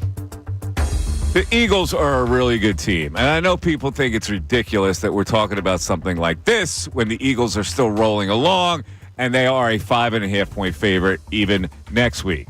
But when a team leader, when a guy who plays more games in an Eagle uniform than anybody else says something like, the person that's complaining needs to be accountable, it is a story to be talked about. A.J. Brown is what he's talking about. And he says, I'm just being honest. A.J. knows this. I think that Jalen is trying, and A.J. could be a little better with how he responds to things. That happens to be a story. Now, is it a story that's going to wilt the Eagles from playing for a Super Bowl championship or even an NFC title? No, I don't believe it is. But what it points out is the dissatisfaction from a star player who's a wide receiver who innately is a diva because he's a wide receiver, not getting the ball. That's up to the coaching staff and the quarterback to get him the frickin' ball, and let's move on. This is not a media creation. This was created by the Eagles themselves, by A.J. Brown, by Jalen Hurts, and now by Brandon Graham for bringing it up in this context. And if you don't feel that way, I don't know what to tell you.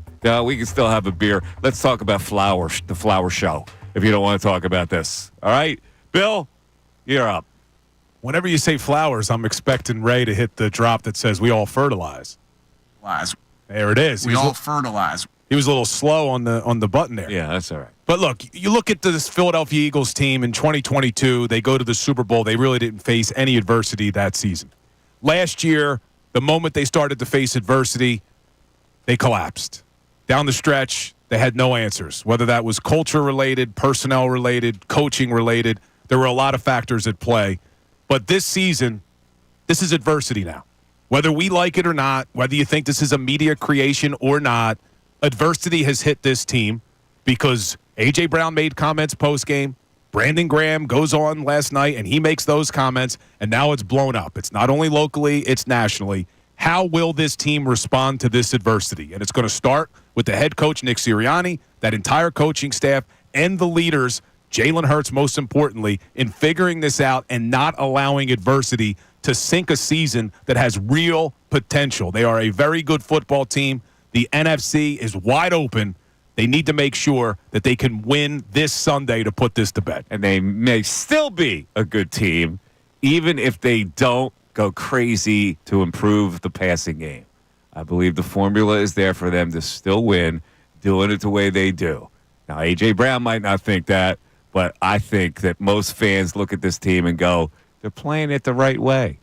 Thanks, everybody, for listening, for contributing. This was a great day for Sports Talk Radio as we talk about the topics. It energizes everybody when we have these kind of topics. I love it. Have a great rest of the night, and we'll talk to you tomorrow.